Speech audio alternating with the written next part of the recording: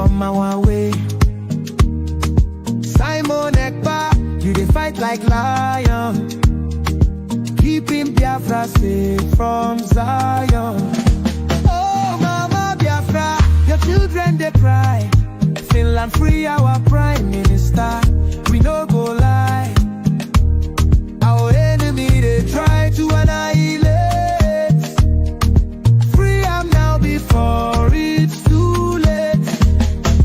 Freedom no be small something. Now waiting we dey demand without fronting. Biafra land we want them strong. We Simon Ekpa, we go march along. From the east to the west we dey shout, Mama Biafra, yeah, I'll call no doubt. Enemies close, but we stand up tall. Together we rise, we no go follow. Oh Mama Biafra, your children they cry. Finland free our Prime Minister, we no go lie. Our enemy they try to annihilate. Freedom now before it's too late. In unity we go dey strive. Fight for freedom, we go alive. With courage and strength we dey fight. Mama Biafra, our guiding light.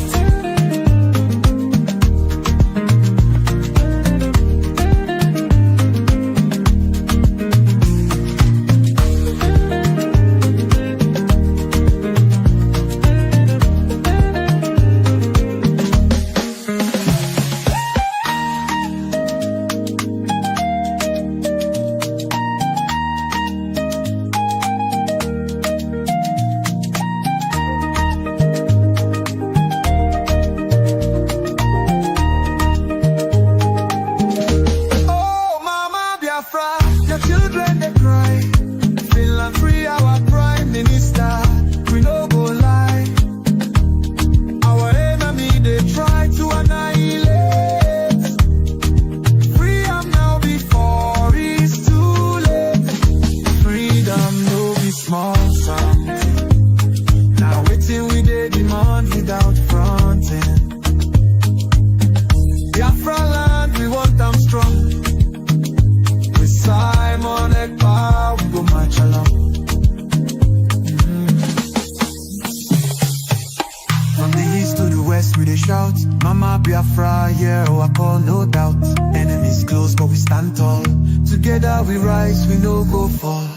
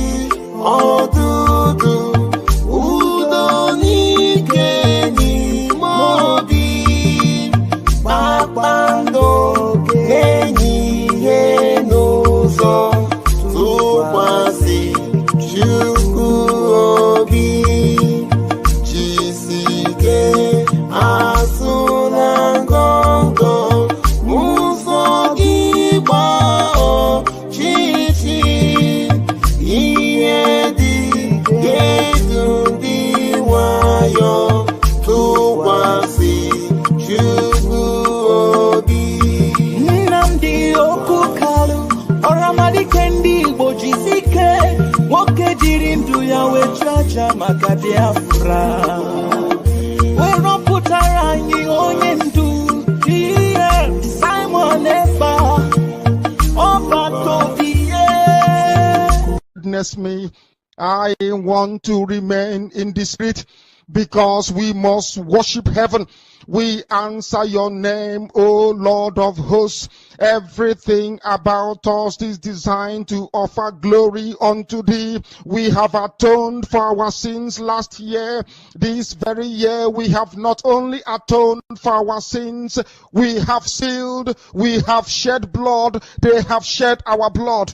We have let our sacrifice be made unto thee. Even on the 30th of August, as we are being felled by the bullets of the enemy, by the workers of iniquity and of darkness, we remain very strong today to beckon upon thee, to ask you for your mercy and for your grace, to ensure that your kingdom is restored upon the face of the earth, that you can bring your healing hand to bear upon the life of those of them that you created for one singular purpose, and that purpose alone, which is to worship you in truth and in every honesty. Is there any way that we have erred? Is there any way that our ancestors may have sinned? We confess before a congregation of the whole of humanity to ask you, oh Lord of hosts, to have mercy on us. You must have mercy upon us. We have suffered enough. We have been subjugated enough. We have been tortured enough. We have been imprisoned enough. We did not do these people anything. Our only crime is to answer your name. Our only crime is to be born your children. Our only crime is to excel at everything that we place our hands into. Our only crime is to exhibit your glory and your blessing, which manifestedly is upon our lives every blessed day.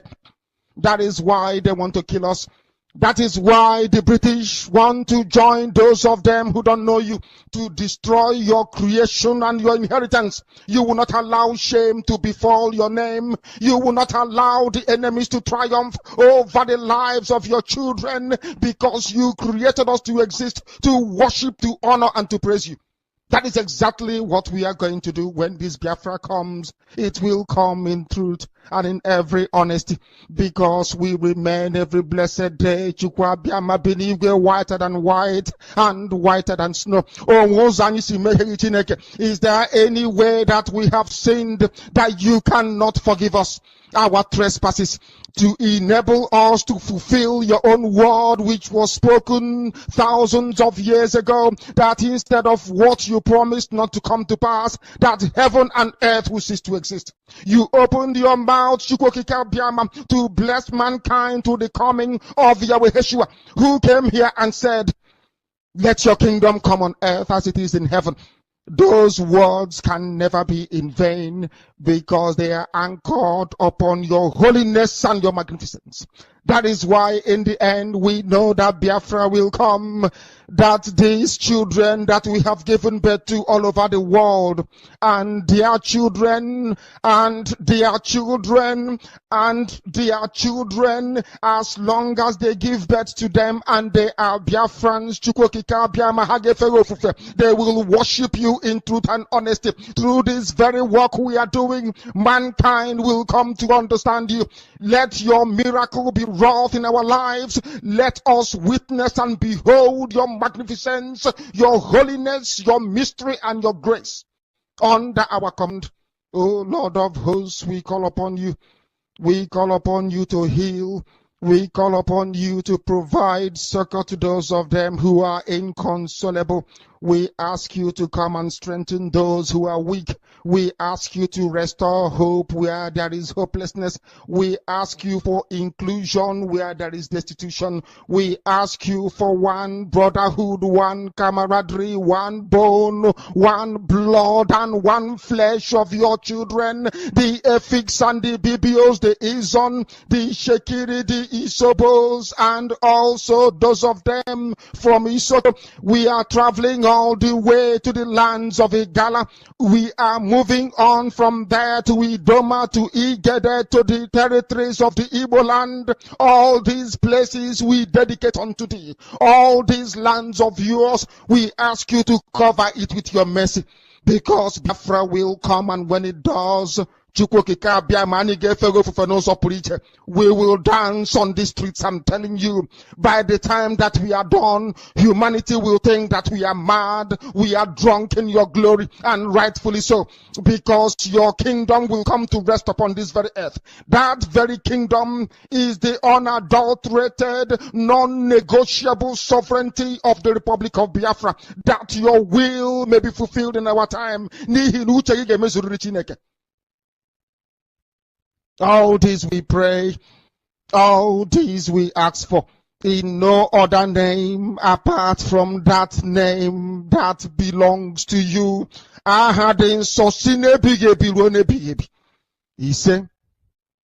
He said, unless you understand your role in society, you can never ever make any meaningful contribution. According to the Greeks, there are three types of people on this earth: the idiots, the tribesmen, and the citizens. People don't know the meaning of the word idiot. They think it's an insult. It's not an insult. When the Greeks used the word idiots, they did not use it as a curse word. Idiots are people who just do not care. That is the original meaning of the word. If they write exams, they will cheat. If they are in government, they will steal. An idiot does not care at all. If he eats banana, he throws the peel anywhere instead of putting it in a trash can. According to the Greeks, some societies have more idiots than tribesmen and citizens. As I used to say before, Nigeria is full of idiots. Idiots. Before, Southern Sudan fought a war for 30 years. 30. Our own was only 3 years. Only our boss. 3 years only. Everybody ran away. Only 3 years. We don't want to build men that at the slightest sight of difficulty they run away. We want to weed out all the chaffs. We need those that can sustain. Those who are relentless in the pursuit of our freedom until our freedom comes. No retreat and no surrender. How do you get them? Buying and selling has put us into wait and take business in anything we want to do. Whatever that will take us time, we don't want it again. Nobody wants the problem with people. You know your people, at the slightest sign of difficulty, because they are used to buying and selling, they will run away. Somebody is telling me here, he doesn't want to even go back to that zoo safe or whatever. But I said something before. You must understand this. The greatest task on this very earth is to get a black man to reason like a human being. The same way, it's just like trying to keep an Igbo man away from gossip. Hey, it's impossible now. Come on, for goodness sake. How can you keep an Igbo man away from gossip? Oh no, please give me a break. Anywhere there is gossip, you find them there. Gossip, the gossip is sweeter than honey from Igbo man. Gossip. Unverified rumors and gossip is like honey to them. That is how hard it is trying to remove the bottle from the mouth of a baby saboteur. Is as hard as trying to get a black man to reason properly. All right. So we are reading from the book of Obadiah, from chapter 1 from verse 10. He said, "For violence against your brother Jacob, for violence against your brother Jacob, shame shall cover you, and you shall be cut off forever." Are you all listening? Let me repeat it again. The book of Obadiah, chapter 1, verse 10, say, "For violence against your brother Jacob, shame shall cover you, and you shall be cut off forever." All of you have seen the way the people who claim to be fighting for Biafra, you know that this is a special week we are, okay? What has happened today?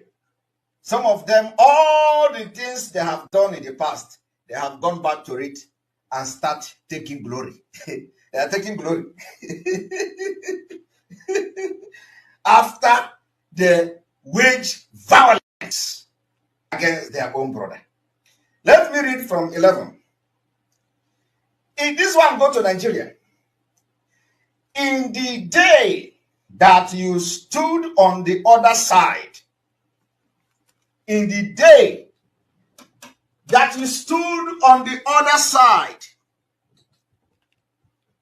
in the day that strangers carried captive his forces, when foreigners entered his gate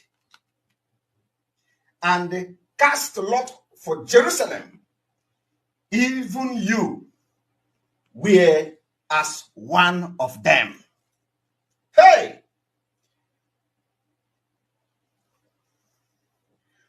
Are you people following?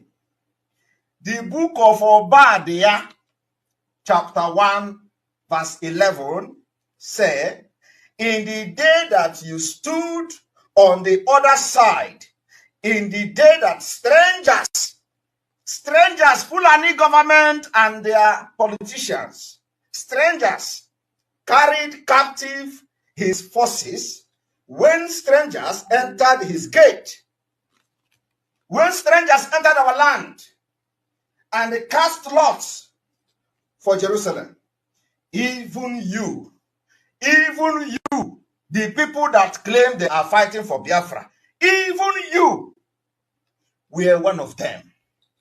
Even you were one of the strangers. Even you were one of those who have come to carry the forces captive. Those who say Simon Ekpa is their problem, Simon Ekpa will remain your problem. Those who say Biafra will not come, you will not live to see Biafra. Or for Kaijaga.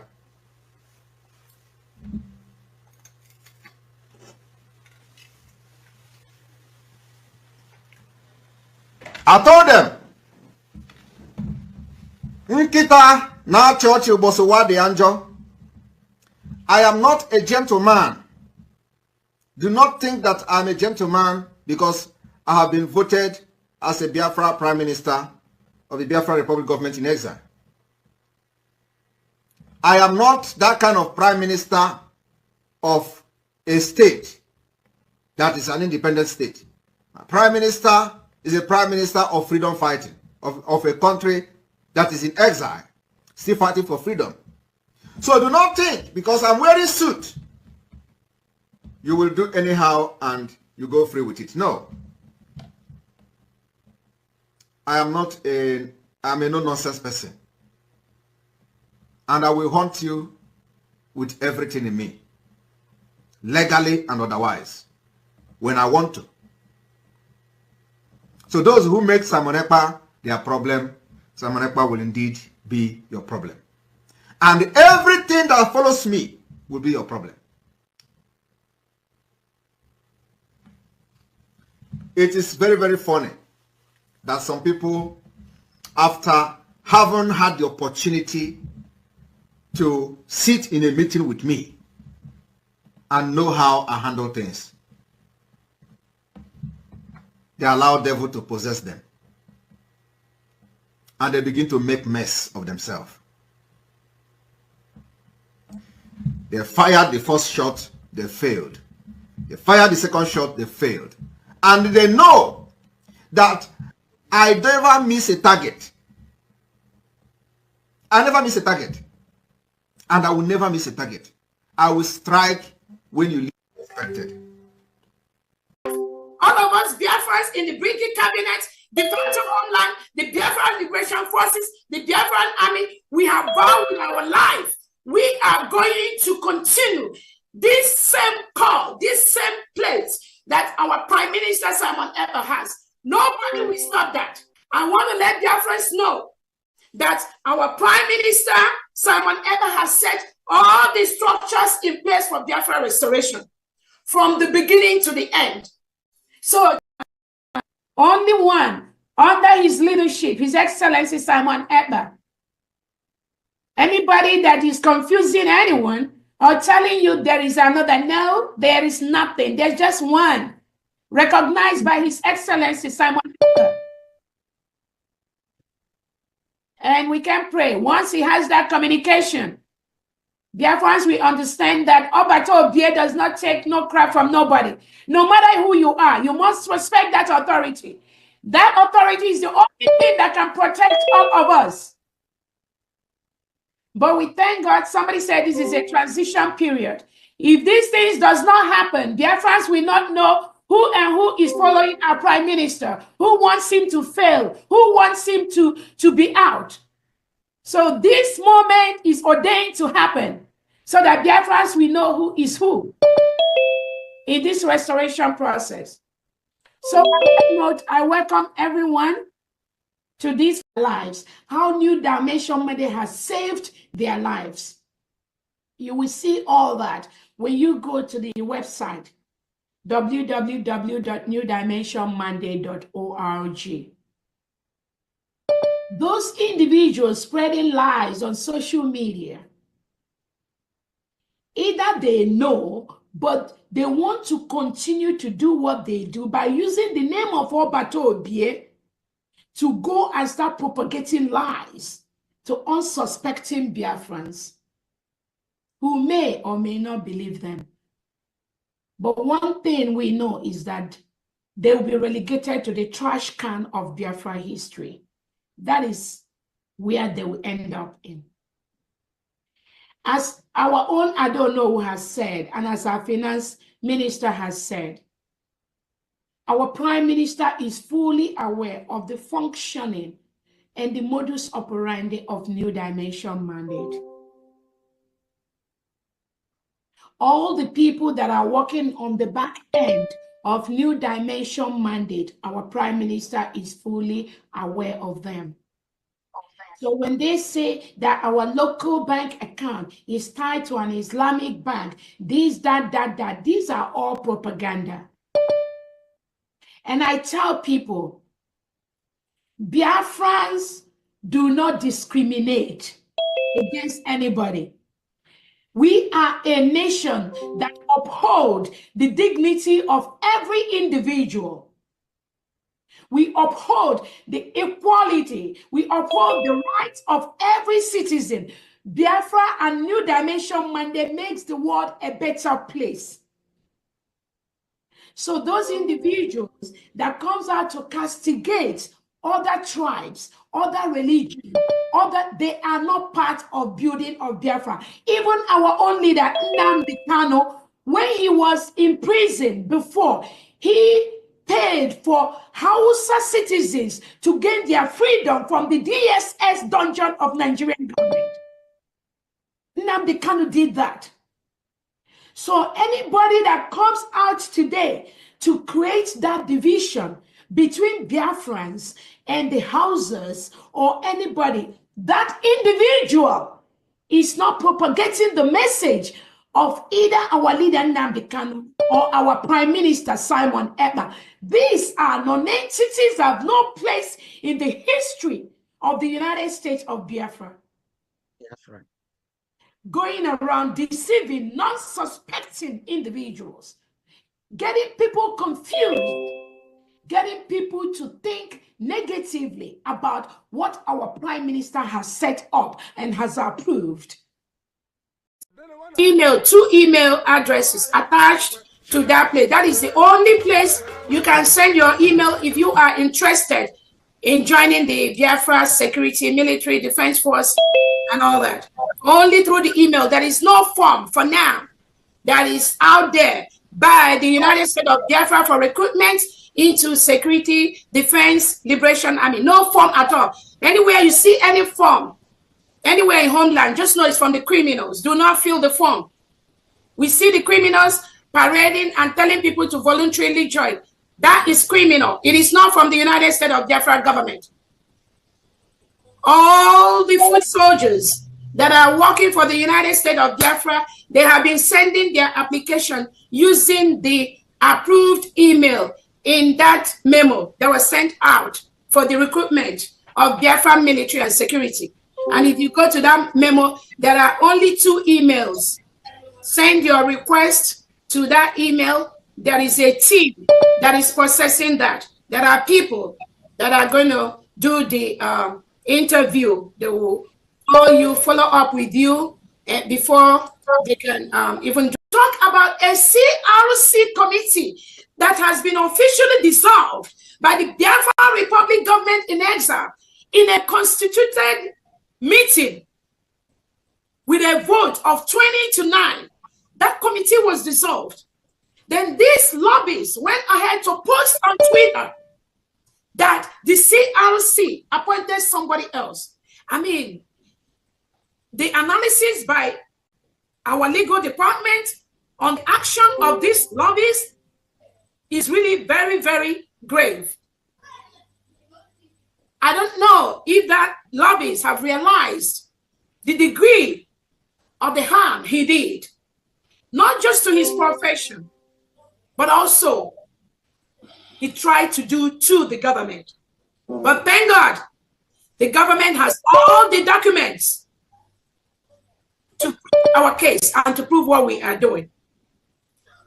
We have all the documents, and this lobbyist is aware of that. This lobbyist is aware that the United States of Biafra used to be Biafra Republic government in exile, and our prime minister hired him to work for the government. He is fully aware of that. He is fully aware that the Constitution of the United States of Biafra, my signature is there. And this individual he's promoting online, he has no signature in the Constitution of the United States of Biafra.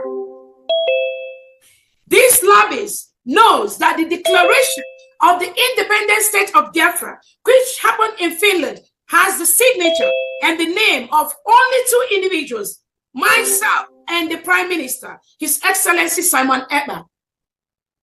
This lobbyist has those documents, but he went on Twitter to misinform people that there was a CRC, that a dissolved CRC that met to appoint somebody. This is very, very dangerous. This lobbyist knows the Biafra currency, my signature is there. And this individual deceiving Biafrans, his signature is nowhere in all these documents I am listing.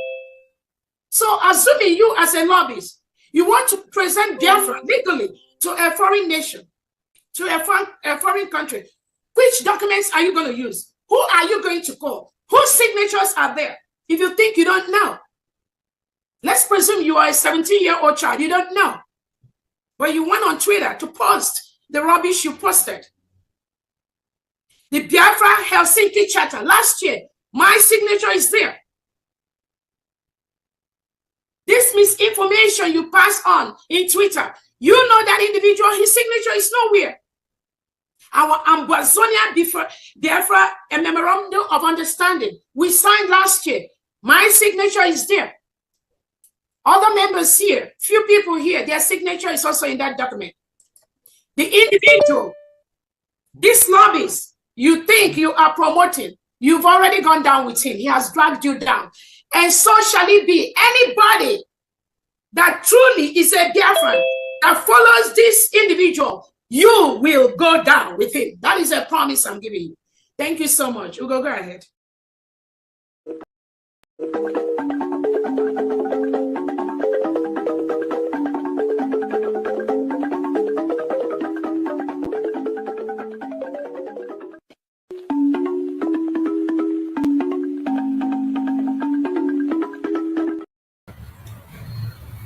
Welcome, welcome, welcome. Thank you so much for joining me on this program. I welcome every one of you that have joined on this program, wherever you are joining from. If you are watching me from Facebook, or you're watching from TikTok, or you are with me on David Hubbard channel, which is where I'm hosting the program, I welcome you. I'm sorry, I'm having a little bit cough, so when you see me coughing, just be patient with me, and I'm going to get back online. Sorry, I'm just having a little bit cold, but nevertheless, we must continue. I welcome everyone, and I say good morning, good afternoon, good evening. Thank you so much for joining. I appreciate every one of you, wherever you are connecting from. This platform where you are watching this program is a platform that is under the United States of Biafra. The United States of Biafra, under the command of our Prime Minister, Mazi Simon Ekpa, and on the supreme command of Mazi Khan. Today, the United States of Biafra, under the order of the Deputy Prime Minister, COS Interim, Dr. Ngozi Orabueze.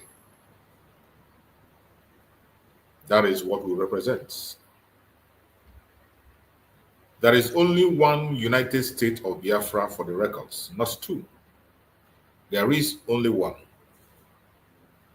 The United States of Biafra, which was declared on the 29th of November 2024. The declaration was made before the whole world, and that declaration moved us away from Brigi into the United States of Biafra. More than 50 million votes through a self-referendum came up to demand that this declaration must be made. With this mandate that was gotten from the Biafran people, Mazi Simon Ekpa made a plan and draw the map on how Biafra will be declared and how to restore Biafra fully. So on the 29th of November 2024, on behalf of the Prime Minister, Mazi Simon Ekpa, the Commander-in-Chief of the Armed Forces of Biafra, Dr. Ngozi Orabueze, Deputy Prime Minister, COS, read and made the declaration of the United States of Biafra. And from the 29th of November going forward, we cease to be identified as Brigi. We have moved from Brigi to the United States of Biafra, now running a government, a full-fledged government. That is what we are running today. And this platform represents that government, the United States of Biafra.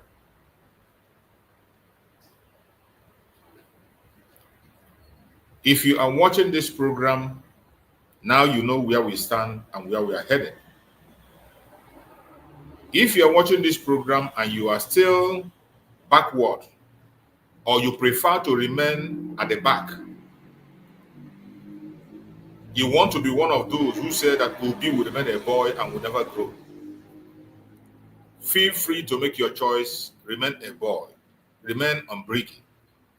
After all, there are people who has remained in agitation, even when we have left agitation long time ago, passed through the process of declaration, and now declaration has been made. There are people who are still in agitation and sensitization, and that is what they chose. And they continue to be there up to this minute, even when Biafra has been declared. So if you are still one of those who choose to be in the Brigi, still pursuing the process of declaration, even after you have witnessed a declaration, attended, and put your signature for recognition, you choose to stay back. That is your choice. Hold it there. Remain there. We have no problem with you. But one thing you must not do is to be a hindrance and obstacle to those who are moving forward. Because the Biafra will never be stagnant. We are walking every now and again, and we are moving forward. That we will continue to do. In this platform, we do not come here to instigate violence. We don't come here to preach hate. We do not come here to attack people or individuals. This platform is not for saga. We don't come here to stand against any race or religion. What we do in this platform is to propagate the gospel of freedom, to educate Biafrans on the way forward. What we do in this platform is to bring the plight of the Biafran people before the whole world. A lot of things are happening.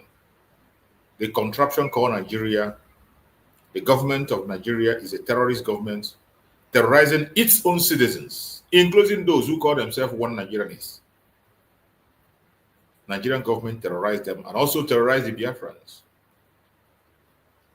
Mostly the Biafrans. Nigerian government continue to commit genocide in Biafra land.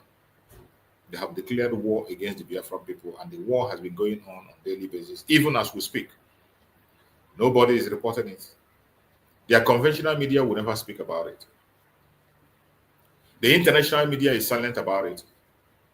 That is why we have taken it upon ourselves to come on social media and speak about it and urge all independent media, investigative journalists, find a time to fly into Nigeria, go to the old southeastern region, Biafra land, Southeast more especially. Go there, make investigation for yourself, and please come out and write exactly what you have seen and witnessed. As I have always said, I don't come to this platform for propaganda. Everything I say in this platform, there are facts to back it up. We have facts on videos, on audios, and pictures.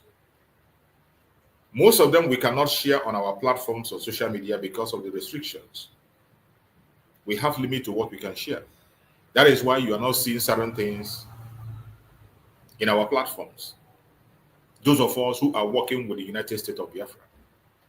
But I bet you we have more than enough information that will make you understand what is going on. More especially the independent media and the investigative journalists. Our Prime Minister, Mazi Simon Ekpa, the Commander-in-Chief of the Armed Forces of Biafra, while he was with us on Twitter, he was able to make so many posts, reveal so many things. And when you go to his platform up to today, you will see more reasons to go to Nigeria and find out what is happening. My fellow Biafrans that are watching, remember this morning program that I host on David Hubbard channel every morning is an interactive section. And wherever you are free to join me on this platform and speak your mind. The only thing that qualifies you to join me on stage is for you to be human. We don't have any restriction, no matter what your ideology be, no matter what your own opinion is. It doesn't matter your race, your tribe. It doesn't matter your orientation. Whatever you believe, you can keep it to yourself. All we know is that as long as you're human, come forward and share your views. If you have a question for us, or there is something you have been hearing about us that you're not too sure about, you can come and ask. We are going to respond to you. You have a contribution to make, you have a prayer to say, feel free. The only thing we ask is that when you come online to join us, make sure you appear in a decent manner. Try as much as possible to appear in a decent manner, conduct yourself, because the whole world is watching and we are representing a government. We must not appear or behave like the people we are going away from. Decency matters a lot. Be decent in your appearance. That's all we ask. And when you are speaking on our platform, please make sure you speak in a very civil manner because the whole world is watching. If you want to make impact with your suggestion, with your question, with your own opinion, express your opinion in a very civil manner so that others can understand you. Members of the cabinet are watching this program. The Deputy Prime Minister, Dr. Ngozi is also observing this platform. And I bet you our Prime Minister, Mazi Simon Ekpa, is following up. So whatever you say in this platform matters. The Secretary for Information, Dr. Agi, is also part of this platform. And most times when you ask questions that she needs to attend to, she will call in and attend to your question. Many of you who have been following this platform have seen her call in several times. So that is why each time you come to this very platform, please try to present yourself in a very civil manner. If you want to have answers to your question, or if you want your opinion or suggestion to have meaning, speak in a civil manner. It doesn't matter how angry you are, how dissatisfied you are, or what your opinion might be. Just appear in a civil manner, and we will give you all the time to express yourself. At the end of the day, the world will be the judge. My fellow Biafrans that are watching this program, I welcome you once again. And today we have chosen a topic which says possibilities of recognition of United States of Biafra under Prime Minister Ekpa Simon Njoko, Deputy Prime Minister COS Dr. Ngozi Orabueze. What are the possibilities of recognitions of Biafra? That is what we have to discuss today. Because that is where we are. Recognition of Biafra is very important and very dear to our heart. And for those of us who followed the speech of the Deputy Prime Minister on the New Year, she spoke so much about that, the recognition. And she also went ahead to explain to us the process the Biafra government is going to make sure that these recognitions are being activated. More especially, the countries that have recognized Biafra in the past. We know there are countries that recognized Biafra in the past, about 5 or 6 of them, that recognized Biafra, and none of them took back their recognition. They never took back their recognition. So the normal thing to do now is that now that Biafra have been declared, and now we have the United States of Biafra as a country, what we have to do is to send a formal letter to all these countries, send delegates to them, for them to reactivate the recognition of Biafra. Of course, you know that that is what we have to do, and the government have already started doing that. These countries never took back their recognition. All they will be waiting for now is a formal letter from the United States of Biafra to get them informed that that country they recognized before, Biafra, finally have been re-declared again. And that recognition should be activated. And that is why it is important on building every single thing that the government has today to make it standard. That is why we have to operate fully as a government. Because you can't be seeking for recognition for Briggy. No. We are not seeking for recognition of Briggy. Briggy is already registered and has done its job to lead us to the recognition and declaration of Biafra. And Briggy have done its job excellently well. Mazi Simon Ekpa himself explained this process to us.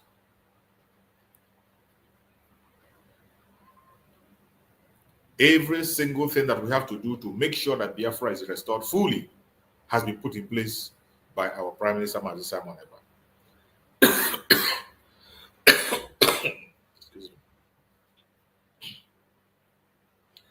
Excuse me. Mazi Simon Ekpa did everything he has to do. He put everything in place for us. Whoever today is in the office of the Prime Minister, whoever is managing the office of the Prime Minister today, all the person has to do is to open those pages one after the other. It is page by page. There is nothing strange or new in what we are seeing today or what we are hearing. Every single thing you see today are foundations laid by the Prime Minister himself. When you see Dr. Ngozi the Deputy Prime Minister, bringing out issues, following strategies and processes, these are the things that have been laid down by Mazi Simon Ekpa, the Prime Minister. And that is why I tell people, the office of the Prime Minister is functional and have never stopped functioning, not even for a minute. So I don't know why somebody will think that the Prime Minister is no longer important, that you want to begin to choose someone else. It is sad. But it is important to know that it is not that these people do not know the right thing to do. But envy and jealousy has occupied some minds. And they decide to deviate from the original plan. They decide to deviate from the original structure of Mazi Simon Ekpa. They are taking us back to yesterday. But the Biafran people will never go back to yesterday. We are moving forward. It is forward ever and backward never. Every one of you know where we started. All the way from the autopilot. From the autopilot, we went into the government in exile. From the government in exile, we were able to achieve the declaration of the restoration of independence of Biafra, which happened on the 29th of November. From then onwards, we are now in the United States of Biafra. And every logo you see with the United States of Biafra is where you should focus. We are no longer operating with that title, Briggy. From the 29th of November 2024, we cease to operate on that title, Briggy. It is only a foolish person that we watch the declaration, attend the declaration, sign his or her signature in the declaration of the restoration of the independent state of Biafra, and yet you left it and you went back to yesterday. And some idiots try to justify it. Some ignorant ones join them to justify it, including people who you think are educated. You can imagine, even a lobbyist justifying yesterday, even when he witnessed the declaration of the restoration of independent state of Biafra, and it was pronounced, from today onwards, we are the United States of Biafra. People who were there, who cheered, clapped, and put signature, today, they went back to yesterday and began to address us as Briggy.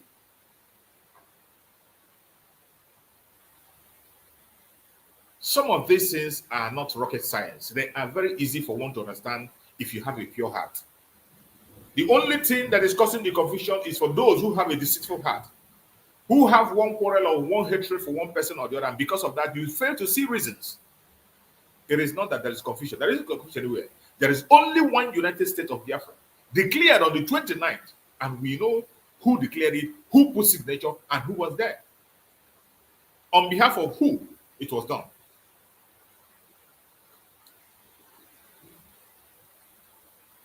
But even with these facts and evidence, figures that you can see, some people have chosen to pitch their tent on the wrong side.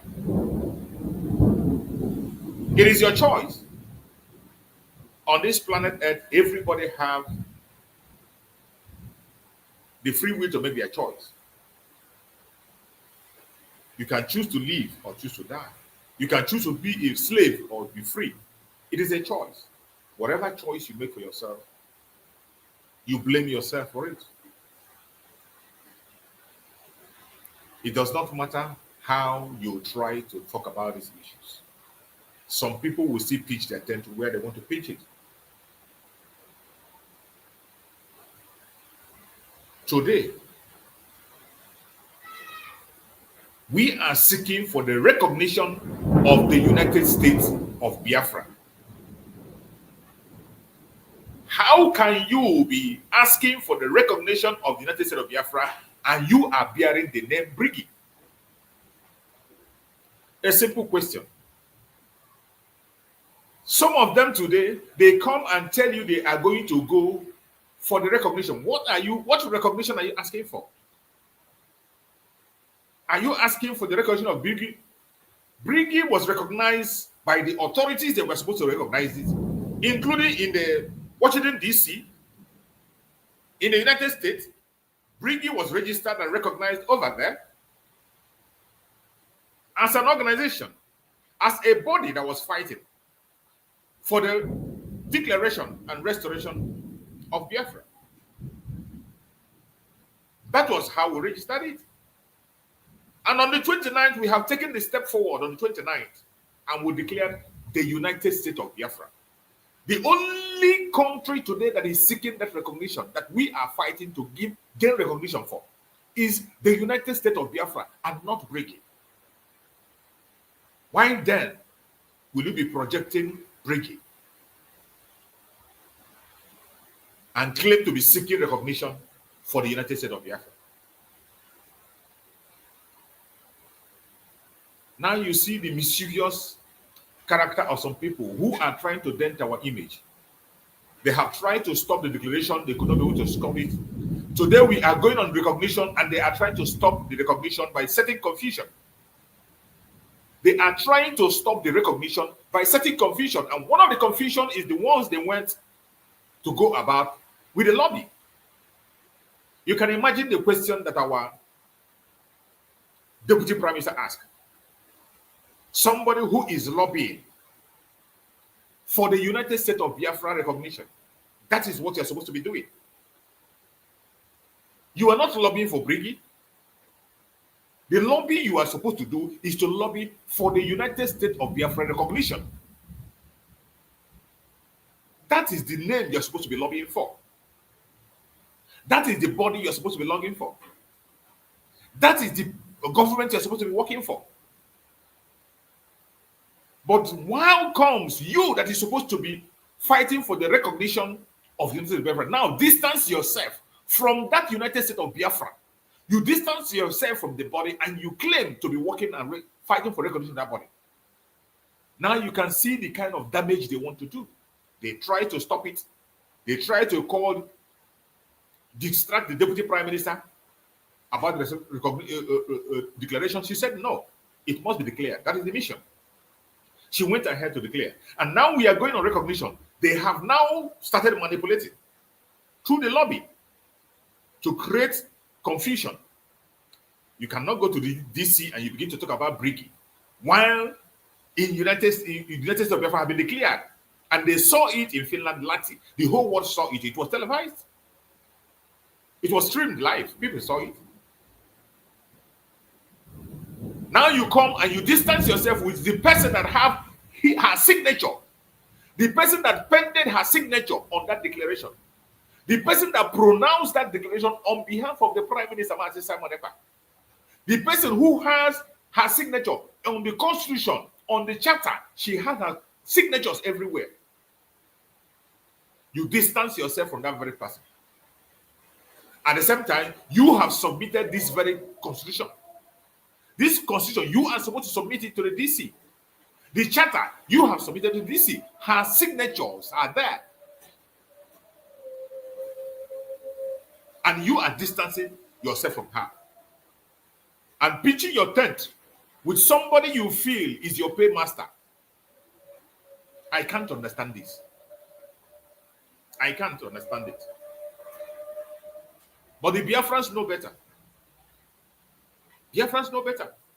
The only reason they are doing what they are doing is to stop the recognition. But unfortunately for them, Mazi Simon Ekpa, the commander-in-chief of the armed forces of Biafra, is a master planner.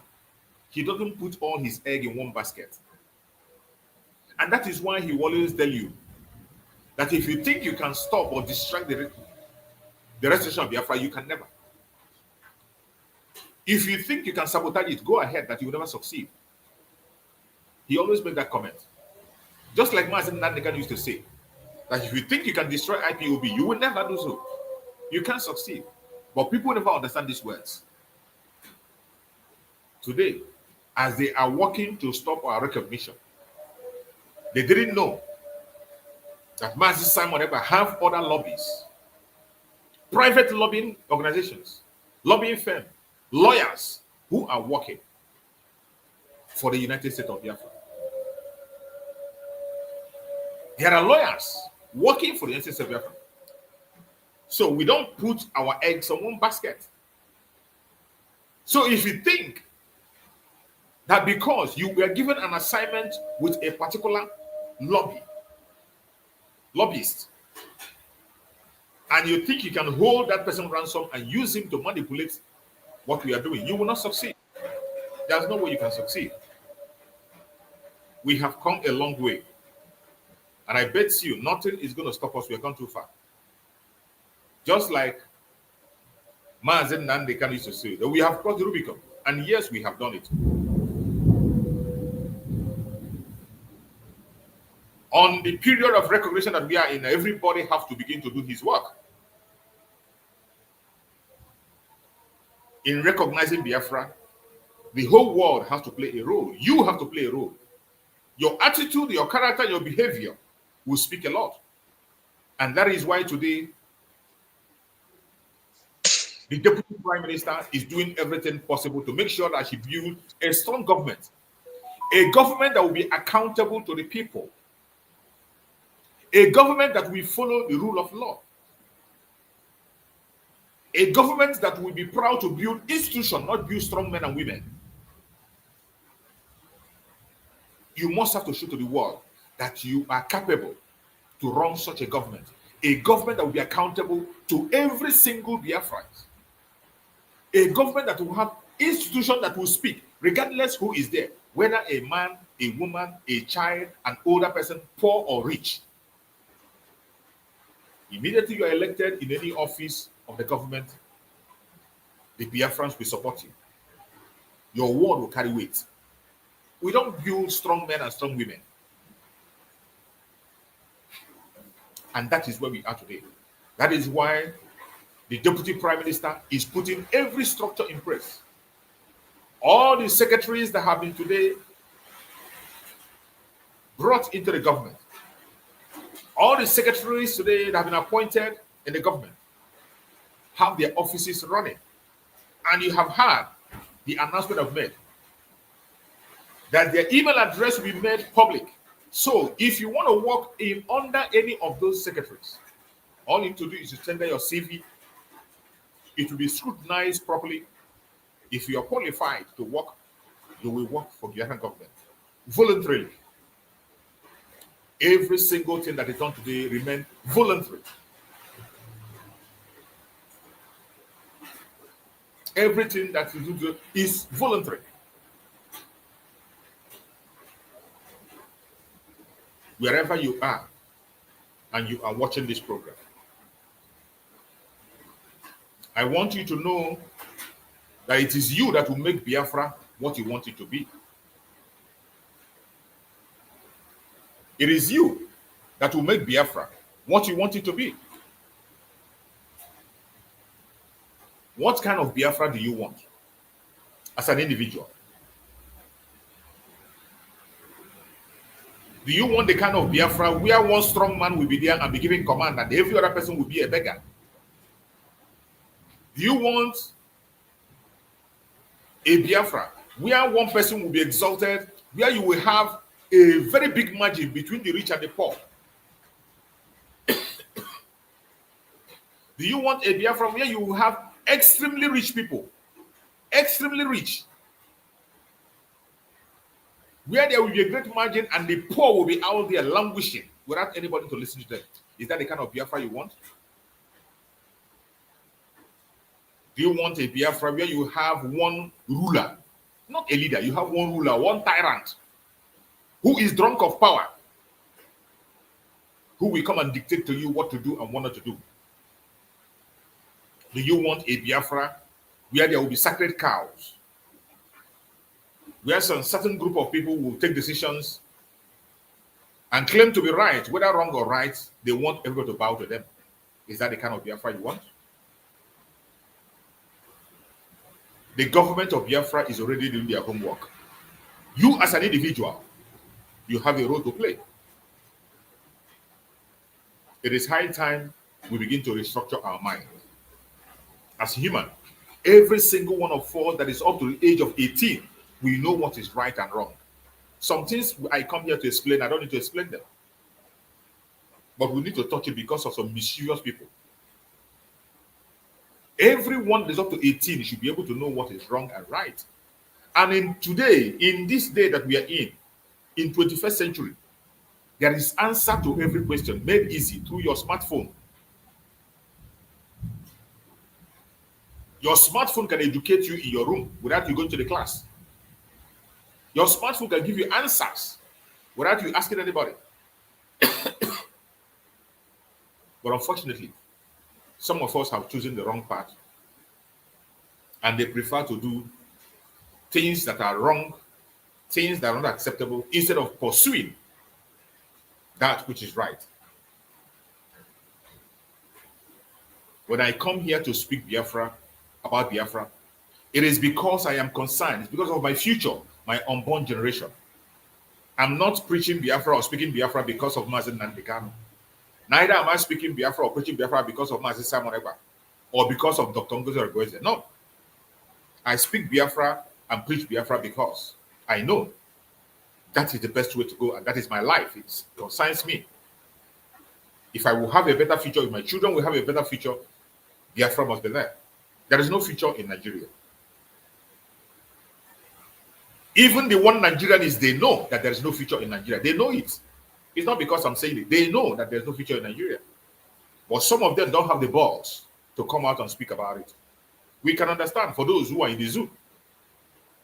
Some of them are constrained. Some of them are trying to protect their career because Nigeria made them what they are. Some are protecting their businesses because Nigeria is in charge of their businesses. But for those of us who have crossed that river and we are on the other side, we have that opportunity to speak, and we must speak. We must speak. My fellow Biafrans, it is a new year, and in this new year, our recognition will start flowing. The world is watching you and I, how we behave, what we do, and they know. The infiltrators among us, they know. They know very well the infiltrators among us, they know. I welcome you, my beloved brother, Sunday Okafor. Happy New Year.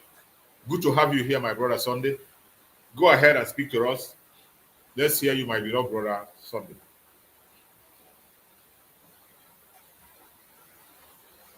Unmute yourself. You are muted.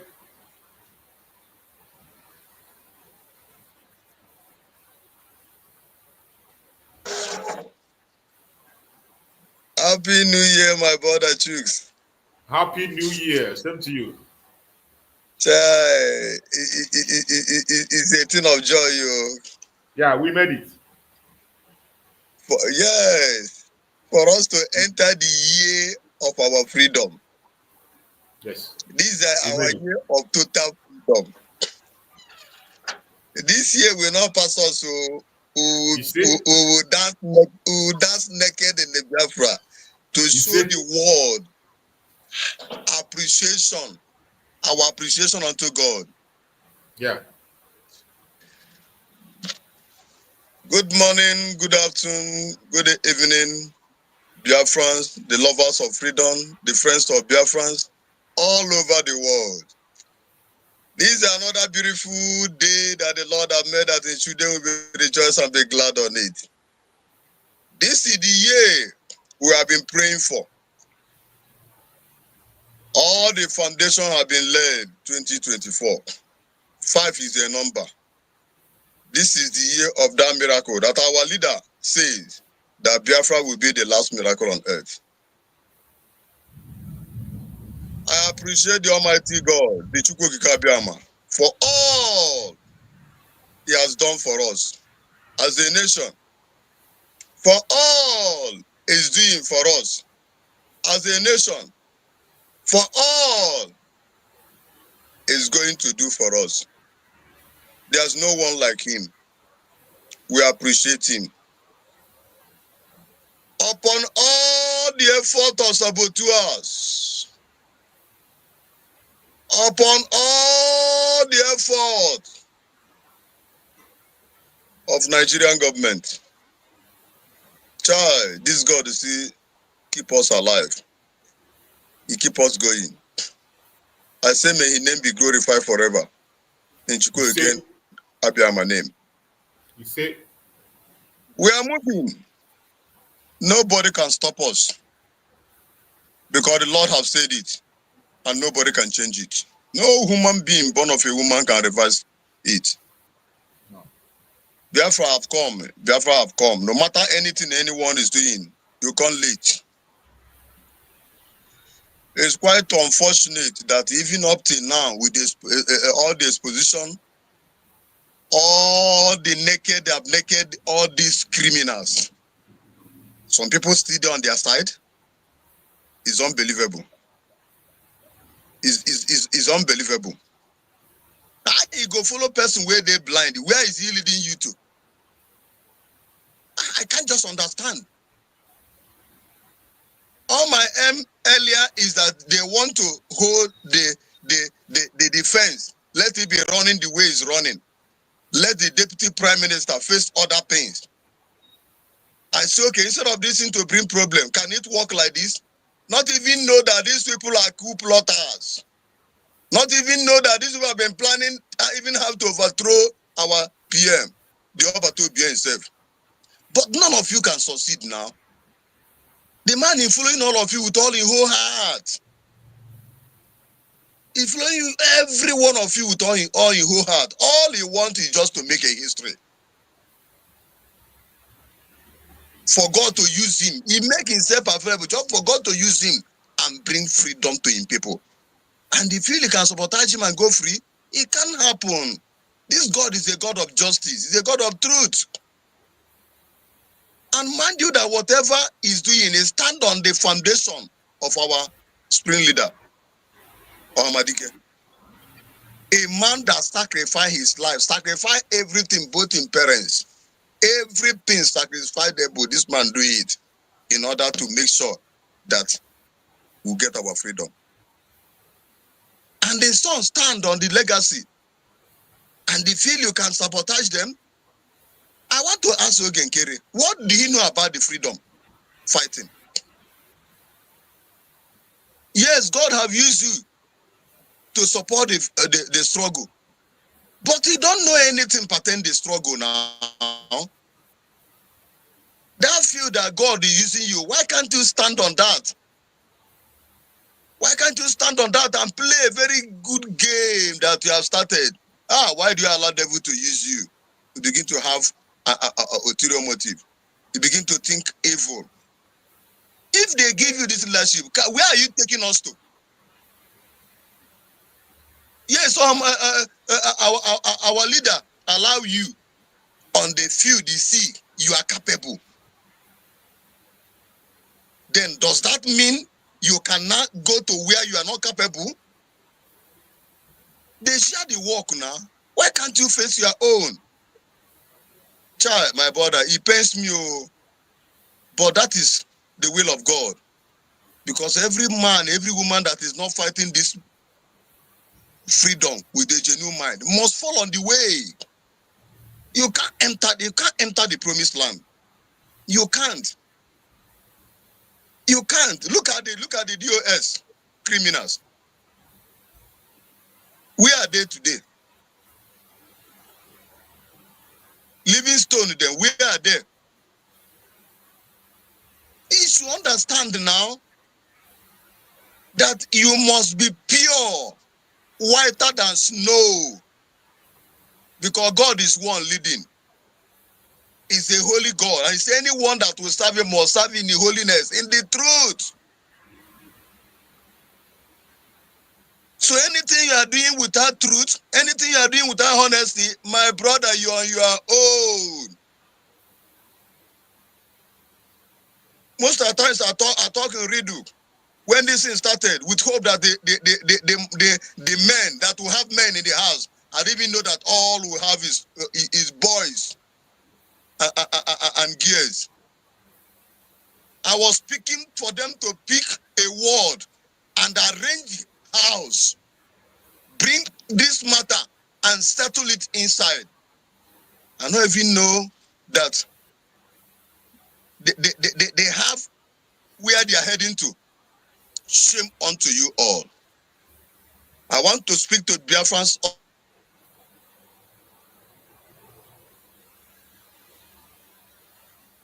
I think all over the whole thing have had. Hello, can you hear me? Yeah, I can hear you. Go ahead. Can you hear me? I can hear you. Go ahead. So with all this position, we have seen everything. There are nothing hidden. That these people have been planning to overthrow Obatobia, maybe today. They have hatred on this God-sent woman, the doctor, Ngozi Orabueze. And the PM saw it. He cautioned them. Even that period, he's supposed to even suspend many of them. But he look onto the effort they are putting. Still, that devil will want to use them. Death will want kill dog. We know that allow and hear the order of fish of shit. You know that allow. He still close their ear, see their heart with hot iron for them to achieve their disgrace.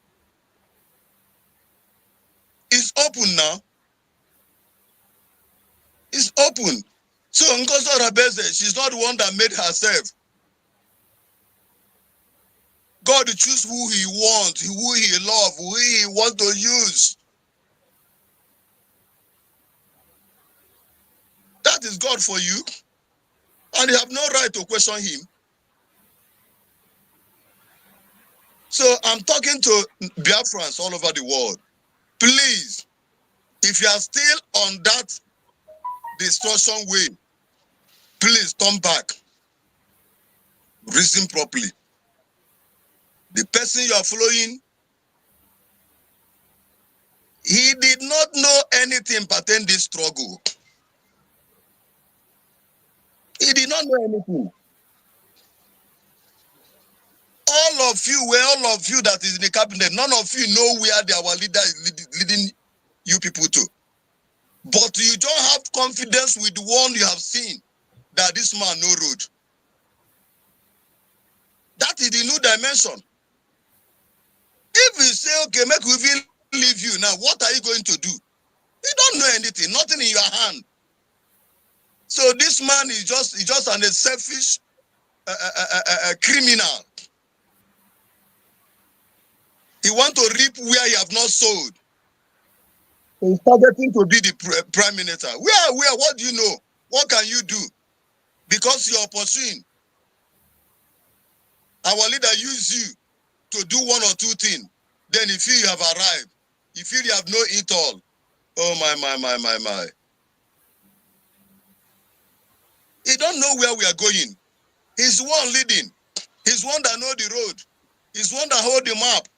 He's one that have everything. He told you that he know the day Biafra will come. Why you not tell us, say you know the date where Biafra will come? Now you want to lead who they lead you? It's rubbish now. And people are following you. You don't have any document. You don't have any document. You don't even have the capacity to withstand, to present. He can't even withstand some questions. What do you know the thing senior you now? You can still retrieve your step by apologizing to the whole world and the whole Biafrans. Then allow Biafrans to do their work. Your own have expired. You have destroyed even your future. That's what I was saying earlier. I said, my brother, I have done well. Can you just allow this government? There's other things to do. This one is not even the main government. If we get our recognition, we will still do election to elect the leaders. You can campaign by then. You can campaign by then with the things you have done. Biafra have built a trust.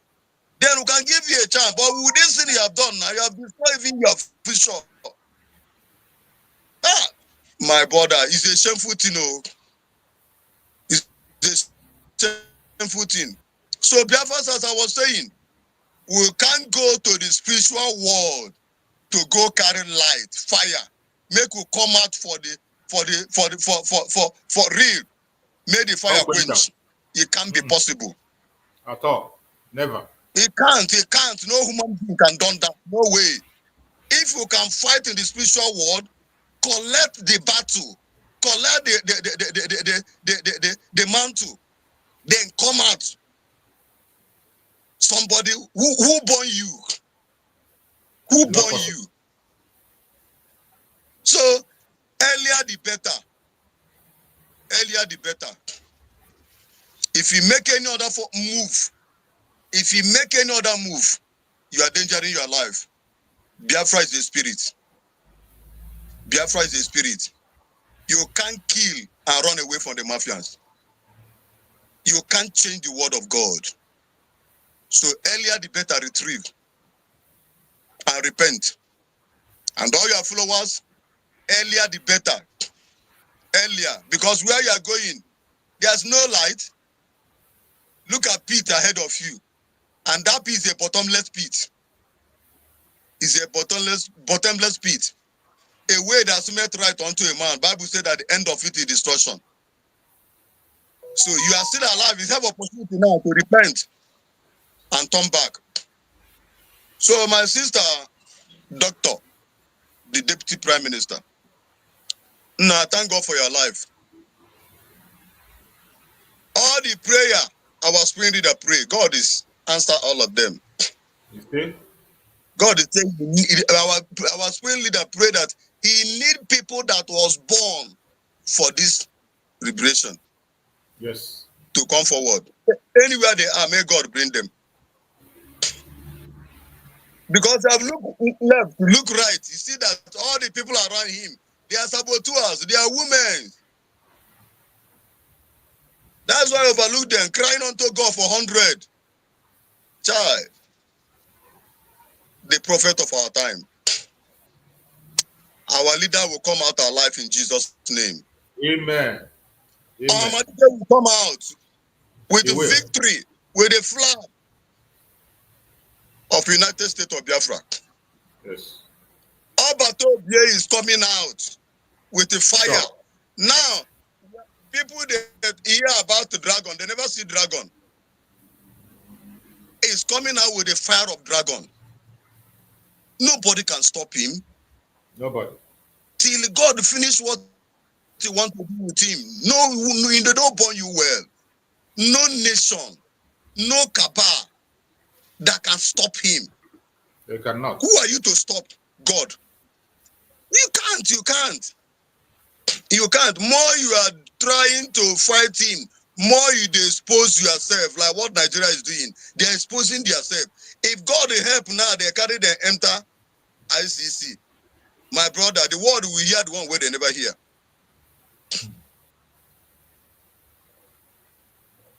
So my brothers, what we have is one government.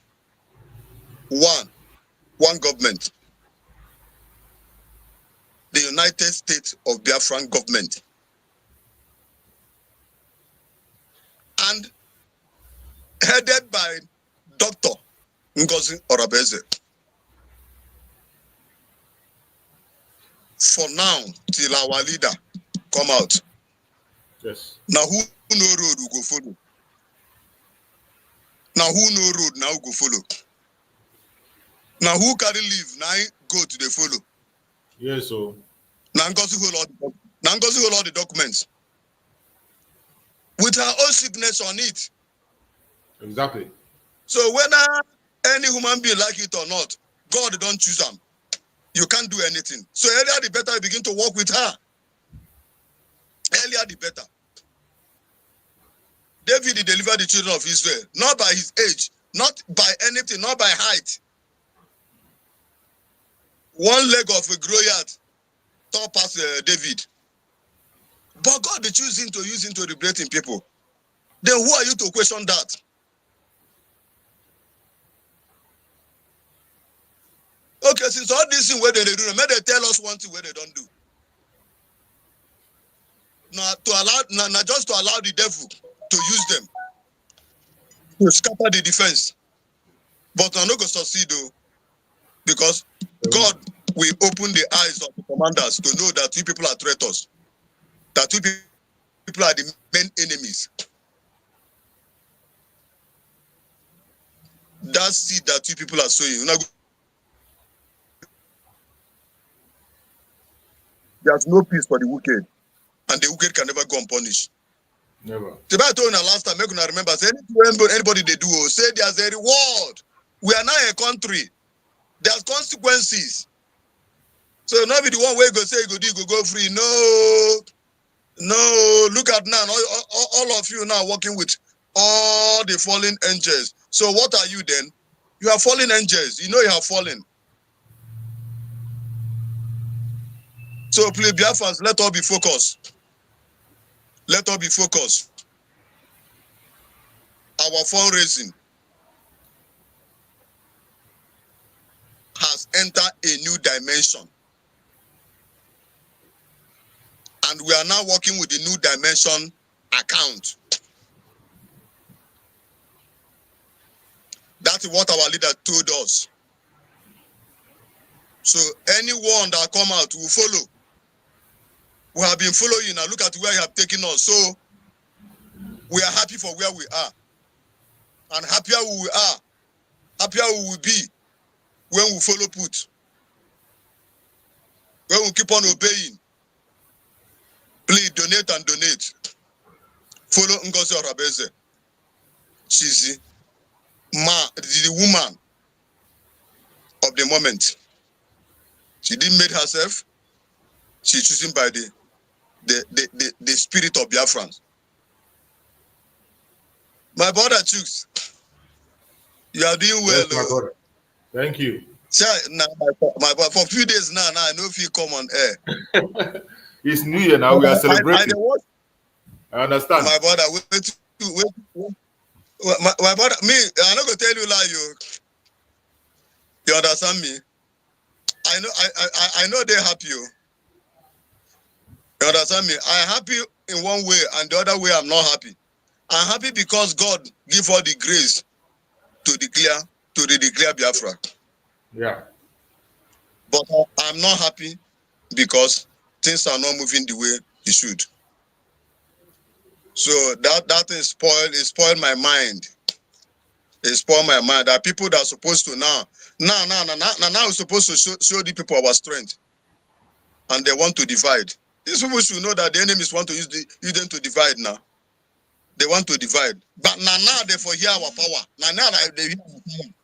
By now, say things for don't take shape more as it is now. If not this saboteurs. That is but why you must not allow anybody to take away your happiness. Their job is to remove our happiness. That is their job. Their job is to remove their happiness. They know the importance of the declaration. They try to stop the declaration. They could not stop it. We have declared. Today they are fighting our recognition. They are trying to fight against recognition through the lobbyists.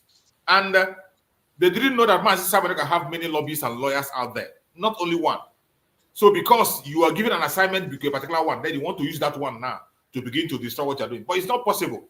There is no way they can make me unhappy. These people are not qualified to make me unhappy personally. They don't allow them to make you unhappy. None of them is qualified to take away happiness. They are not qualified. Anything they do, just watch them. Let us just listen. Once the deputy prime minister open mouth and say one word, all of them go to sleep. They will shout and shout and shout, talk and talk and talk. When she open mouth and respond with one word, they go to sleep. You see them? Most of the attack they were bringing against her, this and that, they used their hand to bring a video that nailed them. They used their hand to provide video for Biafra to watch. And the video they provided destroyed them. The same thing today. They have used the so-called lobbyists to destroy themselves, and the Biafrans are watching. How can you say you are lobbying to recognize the United States of Biafra, and you do not follow the instruction and order coming from the person that put his signature on the Constitution, put his signature on the charter? The person who you were there standing, you saw her declare on behalf of the Prime Minister, a simple question. They are not qualified to take our joy because most of them don't know what they know what they are doing, but they are just touching here and there. They know that their time is little. They have but a little time. They have a little time. Thank you so much, my beloved brother. Let's just have a very short break. Then we go to the update of our Prime Minister, the update we saw yesterday. I will read the update so that we can be able to look through it. So before we read that update from our Prime Minister, let us have a very short break. Two email addresses attached to that place. That is the only place you can send your email if you are interested in joining the Biafra security, military, defense force, and all that. Only through the email. There is no form for now that is out there by the United States of Biafra for recruitment into security, defense, liberation army. No form at all. Anywhere you see any form, anywhere in homeland, just know it's from the criminals. Do not fill the form. We see the criminals parading and telling people to voluntarily join. That is criminal. It is not from the United States of Biafra government. All the foot soldiers that are working for the United States of Biafra, they have been sending their application using the approved email in that memo that was sent out for the recruitment of Biafra military and security. And if you go to that memo, there are only 2 emails.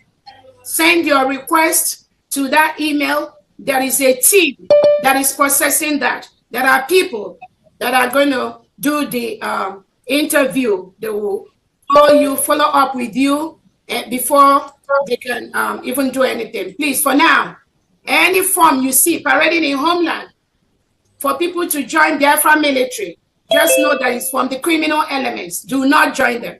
Thank you so much. Talk about a CRC committee that has been officially dissolved by the Biafra Republic government in exile in a constituted meeting with a vote of 20-9. That committee was dissolved. Then these lobbies went ahead to post on Twitter that the CRC appointed somebody else. I mean, the analysis by our legal department on the action of these lobbies is really very, very grave.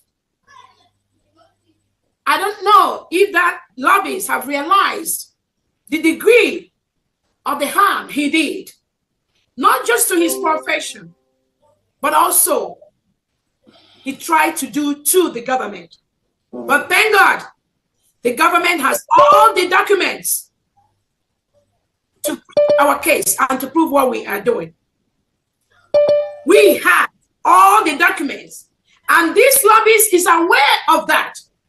This lobbyist is aware that the United States of Biafra used to be Biafra Republic government in exile, and our prime minister hired him to work for the government. He is fully aware of that. He is fully aware that the Constitution of the United States of Biafra, my signature is there. And this individual he's promoting online, he has no signature in the Constitution of the United States of Biafra. This lobbyist knows that the declaration of the independent state of Biafra, which happened in Finland, has the signature and the name of only 2 individuals, myself and the Prime Minister, His Excellency Simon Ekpa. This lobbyist has those documents, but he went on Twitter to misinform people that there was a CRC, that a dissolved CRC that met to appoint somebody. This is very, very dangerous. This lobbyist knows the Biafra currency, my signature is there. And this individual deceiving Biafrans, his signature is nowhere in all these documents I am listing. So assuming you as a lobbyist, you want to present Biafra legally to a foreign nation, to a foreign country, which documents are you going to use? Who are you going to call? Whose signatures are there? If you think you don't know, let's presume you are a 17-year-old child, you don't know. But you went on Twitter to post the rubbish you posted. The Biafra Helsinki Charter last year, my signature is there. This misinformation you pass on in Twitter, you know that individual, his signature is nowhere. Our Ambazonia Biafra, a memorandum of understanding we signed last year, my signature is there. Other members here, few people here, their signature is also in that document. The individual, this lobbyist, you think you are promoting, you've already gone down with him. He has dragged you down. And so shall it be. Anybody that truly is a Biafran, that follows this individual, you will go down with him. That is a promise I'm giving you.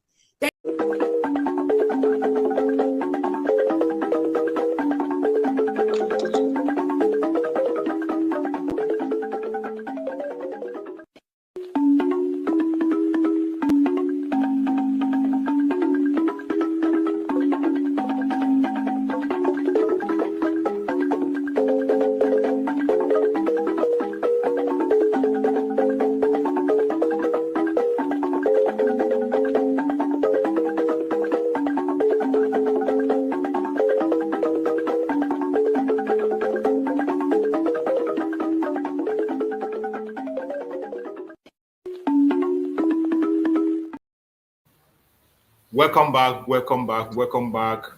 I wish everyone happy new year. We are in a very new year, a brand new year.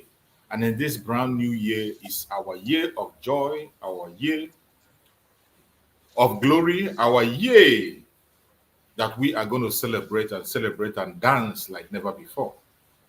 Don't allow anybody to steal away your joy. The enemy has come to kill, to steal. Do not allow them to steal your joy, no matter how they try. They will always try. They will always try, but do not allow them to succeed. Don't allow them to succeed, because we know where we are coming from and we know where we are going. We will never allow them to take over our joy. So in this year that we are in, wherever you find yourself, please try as much as possible to do that which you are supposed to do. Every one of us have a responsibility in this year, in this very brand new year, the year of the recognition of Biafra. You on your own begin to think, what are you going to do to see that Biafra is recognized? What role are you going to play to see that Biafra is recognized? Ask yourself, what are you going to do to see that Biafra is recognized? Every one of us have a role to play. Every man, every woman, every child, old and young, will all have a responsibility. And we must start doing something now. We must start doing something now. Don't wait till tomorrow. There is no time to waste. Time waits for no one. The newborn baby has been born. All you need to do is to nurse that baby. As you know, when a child is being born, the baby needs milk, needs water to grow. Who are those that are going to provide those milk and water? The parents. The mother is going to give the milk to the child, and water will be provided for the child to grow. Nurse the child and teach that child what the child is supposed to know and be whom the child should be. Whoever you want your child to be, however you want to mold your child, is in your hand. Today, that responsibility is on us to make Biafra what we want Biafra to be. So wherever you are watching from, in this time of recognition, there is a role you will play. There is something you will do. There is something I will do. How you present Biafra to the world matters. What you say about Biafra matters. How you speak about Biafra matters. It is important. We must be very careful. What we do, what we say, where we take Biafra to, it is very, very important. As we are moving forward, is a time of glory, a time of joy. No matter how they try to make us angry, don't get angry. Hold on to yourself. I bet you it's for a little time. Everything that is happening today is meant to happen. If it didn't happen, maybe something more damaging will happen. Whatever happened today is meant to happen. And it is one of those processes we have to pass through to get to the promised land. This is one of those processes. So do not be discouraged. Do not be distracted. Do not be worried. I know sometimes we get worried. Sometimes we feel sad. Sometimes we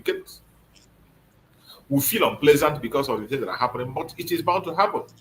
You can't change it. It has happened. And it is for good. For those who are Christians, you know that the Bible says that all things work for good to them that love Chukwuka. Whatever happens, just have it at the back of your mind that it is for our own good. Even if the enemy do something to hurt us, it will turn out to be our own good. And we have seen so many of those things. Many arrows have been thrown to us today. It bounced back to the people that threw it. Many arrows they threw, many propaganda, blackmail they threw, it bounced back to them. Sometimes they ask a question and they respond with their own word also. They answer their own questions. So when you are standing on the truth, you don't label yourself, you don't trouble yourself. It is easy. If you are speaking the truth, even if you are sleeping, they wake you up. You just repeat what you said before. You repeat it. You don't have to think twice. You don't have to say, wait, let me wash my face. Let me drink water before I respond. As long as I say the truth, it is very easy to respond at any time. But those who are lying, it is very difficult for them to respond. Because when you tell lie the first time, you need 1,000 lies to cover that lies. So anytime you are being asked a question, you need to think. You need to make a research to respond. That is the danger of lying. And it is easy to capture those who are lying. When you see them, they are incoherent in speaking. You will know that these people are lying. They are not straightforward. But when you are sincere and truthful, truth is very straightforward. You drop the statement, whether you wake you up in sleep, in the morning, at night, any place you find yourself, it's easy for you to defend. My fellow Biafrans, I want to read this update that was posted on the platform of the Deputy Prime Minister, Dr. Ngozi Orabueze. There's an update that she posted. What you are looking at now, if you are with me on David Harbour channel, for those who are there, what you are watching now is the platform of our Deputy Prime Minister. So if you are not following her, please go and follow her. You are going to see her name on X, Ngozi Orabueze, Chief of Staff, Brigade. You are going to see it on X, on her X handle. Go and follow her. It is important so that you will not be missing some updates. So nobody will be confusing you. So that when you hear all those propaganda, lies, and blackmail, all you need to do is to come to her platform and check. Anything you don't see in her platform or on the government platform, it doesn't exist. Anything you didn't see there doesn't exist. There's no need responding to it. Don't pay attention to it. So this is the update that we saw there some hours ago, about 9 hours ago. That is yesterday, 9 hours ago. The update that the Deputy Prime Minister, Dr. Ngozi Orabueze, released. And when you look at the updates, you are going to see the picture you saw there is our Prime Minister, Simon Ekpa, the fake news media that they're pushing. That fake news, they wrote, Simon Ekpa, Nigeria submit extradition requirements to Finnish government. These are the lies. They are very good in pushing lies. They no do well. These people are the worst media you have in the world is the media in Nigeria. The worst media in the whole world. Excuse me, sorry. I'm having cold, but I have to manage it. So sorry. The worst media you have on the planet Earth is the Zoo media, the Nigerian media. They are so evil, so lazy, and so dumb that even they push information that even a child will not believe. Some things that you can equally sit in your room and find out the truth and facts, yet they have the gut to push those lies and informations. Things that no man on the planet Earth will believe. I don't know what they see. That is why they make Nigeria so poor that people cannot even afford. There will be no light to, even if you have the phone, you won't have light to charge it to get information. So they believe they can be able to decimate lies every time they like, and they get away with it. You see what somebody is posting. Simon Ekpa, Nigeria submit extradition requirements to Finnish government. A lie from the pit of hell. We know that Finland and Nigeria has no treaty in extradition. They have no extradition treaty. They never had it. And no sensible country on the planet Earth will extradite their citizens to Nigeria. A country that kidnaps, a terrorist country that violates every international law. You have the boldness to say you send extradition requirements. These are a bunch of clowns. Fake news everywhere. And on that, let's see what our Deputy Prime Minister wrote on that idiotic post that was made. Let's see. Our Deputy Prime Minister wrote. It says, this is the update, the latest update on the issue of Mazi Simon. You know, so many of us are very concerned about Mazi Simon Ekpa, what is happening, this and that, why you're not hearing from him. Is it this, is all that? So this is the update. This is the latest update. And it is coming from the Deputy Prime Minister of Biafra, Republic of Israel. So wherever you are, pay attention to this update. It doesn't come always. And whenever it comes, you have to follow it up. We will not come and tell you what we did not hear or what we did not see. And if any one of you believe that the Deputy Prime Minister is not hearing from the Prime Minister, you are just ignorant. If any one of you think that the Deputy Prime Minister, Dr. Ngozi Orabueze, doesn't get information from Mazi Simon Ekpa, you are sick and you know nothing. So I read, the update says, Simon interrogation is advancing and we hope the restriction will be lifted soon. He has more access to his family now. Do you hear that? I will take it again. Listen carefully. The Deputy Prime Minister, Dr. Ngozi Orabueze, wrote, breaking, Simon interrogation is advancing and we hope the restriction will be lifted soon. He has more access to his family now in Finland. Nigeria has no extradition agreement with Finland. And Finland, like other European Union countries, does not extradite its citizens outside the region. Did you hear that? These are facts that even the Zoological Republic idiots, some of them know about this, but they continue to push their own lie to satisfy their selfish interests. Nigeria has no extradition agreement with Finland. And Finland, like other European Union countries, does not extradite its citizens outside the region. Maybe you don't know before. Now you know. Nigerian government is frustrated that Prime Minister Simon Ekpa has no case to answer and will soon be out of investigation. Please ignore the lies from the Nigerian terrorist enabler, Christopher Musa. This is an update from the Deputy Prime Minister, Dr. Ngozi Orabueze. For those of you who are concerned about the situation of our Prime Minister Simon Ekpa and his health, he is hell and hearty. Simon Ekpa is going to join us any moment. It can happen any moment. It can happen. Don't allow anybody to distract you. Those who are fighting today to deviate or to distract us, they know that in the government of Simon Ekpa, in this era of the United States of government of Biafra, they have no place. They know that there is no appointment for them because in Brigi, they didn't perform well. In Brigi, they were all serving their selfish interests.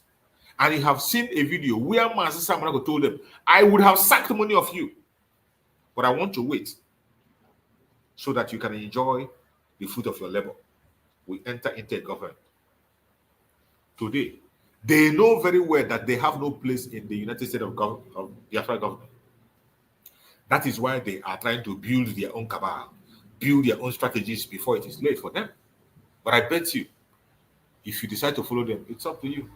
If you decide to pinch your tail to it, I'm not going to beg you. It is a thing of choice. Whatever you choose to do, go ahead and do it. But at the end of the day, you will be responsible for any action you take. I will be responsible for any action I take. That is why each time when I broadcast here, I will tell you, don't just take it that, oh, because Chuk Survival is speaking, it is because of what he said. That is why you, no. You must apply your common sense and also follow instructions and do what you have to do when you have to do it, so that you'll be responsible for any action you take. What I do here is to give you information to help you to make your decisions. That is what I do. I try as much as possible to give you those information that are not at your reach, or those information that you ignore, tiny information you're not aware of. I bring it before you so that you won't say you were deceived, and that will help you to make your choice and take your decisions. I hope you have seen the update. And we have another update there. I have another update there that came in about 41 minutes ago. The update says Dr. Ngozi Orabueze, breaking, United States of Biafra is an independent nation, note, affiliated to Apple. Okay, let's read the next update that is there. Let's read what it says. This official letter heading from the government said, Government of United States of Biafra, USB, Office of the Prime Minister, Brigade sub de facto. Clarification regarding IPOB in USA.org and USB government. This is a clarification. Clarifications regarding IPOB in USA.org and USB government. The government of the United States of Biafra, under the leadership of the Prime Minister, Simon Ekpa, and represented by the Deputy Prime Minister, COS, Dr. Ngozi Orabueze, is hereby making it clear to the general public that the government has no affiliation with IPOBInusa.org. The United States of Biafra is an independent sovereign nation and not an affiliate of any organization that is not an extension or arm of the USB government. The United States of Biafra government welcome all Biafran organizations who wishes to support the government in accordance with our policies. This is a letter signed by Dr. Ngozi Orabueze, Deputy Prime Minister, COS, on behalf of the Prime Minister, Simon Ekpa Njoko. There is one thing you have to notice on all the report of the Deputy Prime Minister. She will always let you understand that she is working for the Prime Minister, Mazi Simon Ekpa.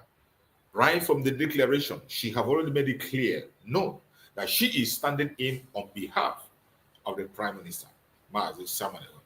The IPOBInusa.org that you see is our former regime, which have been hijacked. IPOBInusa has been hijacked. It has been hijacked. So anything you are doing with that IPOBInusa, it is at your own risk. It is at your own risk. You must be able to know what to do, when to do, and follow instructions. The new website of the United States of Biafra has been developed and is still going under more developments. Every donation you're going to make or any information you have to go get has to be from the authentic website of the government of Biafra, United States of Biafra government. The IPOBInusa.org has no affiliation whatsoever anymore with the United States of Biafra, which we are running today. Also remember, tomorrow will be the first fundraising for the year 2025. Tomorrow, Saturday, is going to be the very first fundraising, and every single one of us must be present on that very fundraising. Come and celebrate the new year with the government of Biafra, the United States of Biafra. That newborn nation has been born. Come and give a gift to that nation tomorrow. The fundraising is going to be massive. And remember, every donation has to be on the new mandate. Whatever donation you're making must be on new mandate. New dimension mandate. New dimension mandate. That is where you make your donation. You don't have to wait until the time of fundraising. These donations are being made online. All you need to do is to click on that very new dimension mandate, and then you can make your donation. It is very important. As we are talking about the restoration of Biafra on the ground, it will require finance. It will require money. And Biafrans have a role to play. We have a role to play. So every one of us as Biafran, we must sit up and play our own role to join and support in tomorrow's fundraising. Remember, our fundraising starts by, I think, 7 p.m. Biafran time, either 7 or 8 p.m. Biafran time. So try as much as possible there. Don't wait until that time. You can go at any time to make your donation on that new dimension mandate. You make your donation there during the time of fundraising, which we do on Zoom. You can come on the Zoom meeting and you announce it. There are so many people that are making their own silent donation. People are making secret donations without announcing it. There are people who love to announce it. It's your choice. All you need to do, go to the new dimension mandate, no matter how little, make your own contribution. But this very tomorrow fundraising is a fundraising that every one of us is supposed to be part of. No matter how little, no matter how small, make sure you be part of it. And if you are in the homeland and you want to partake, there is still a channel, new dimension mandate. There is an account to that. There are administrators in all the 40 states. Make sure you are connected to your own administrators and make sure that you are joining on whatever is being discussed and done in that very group.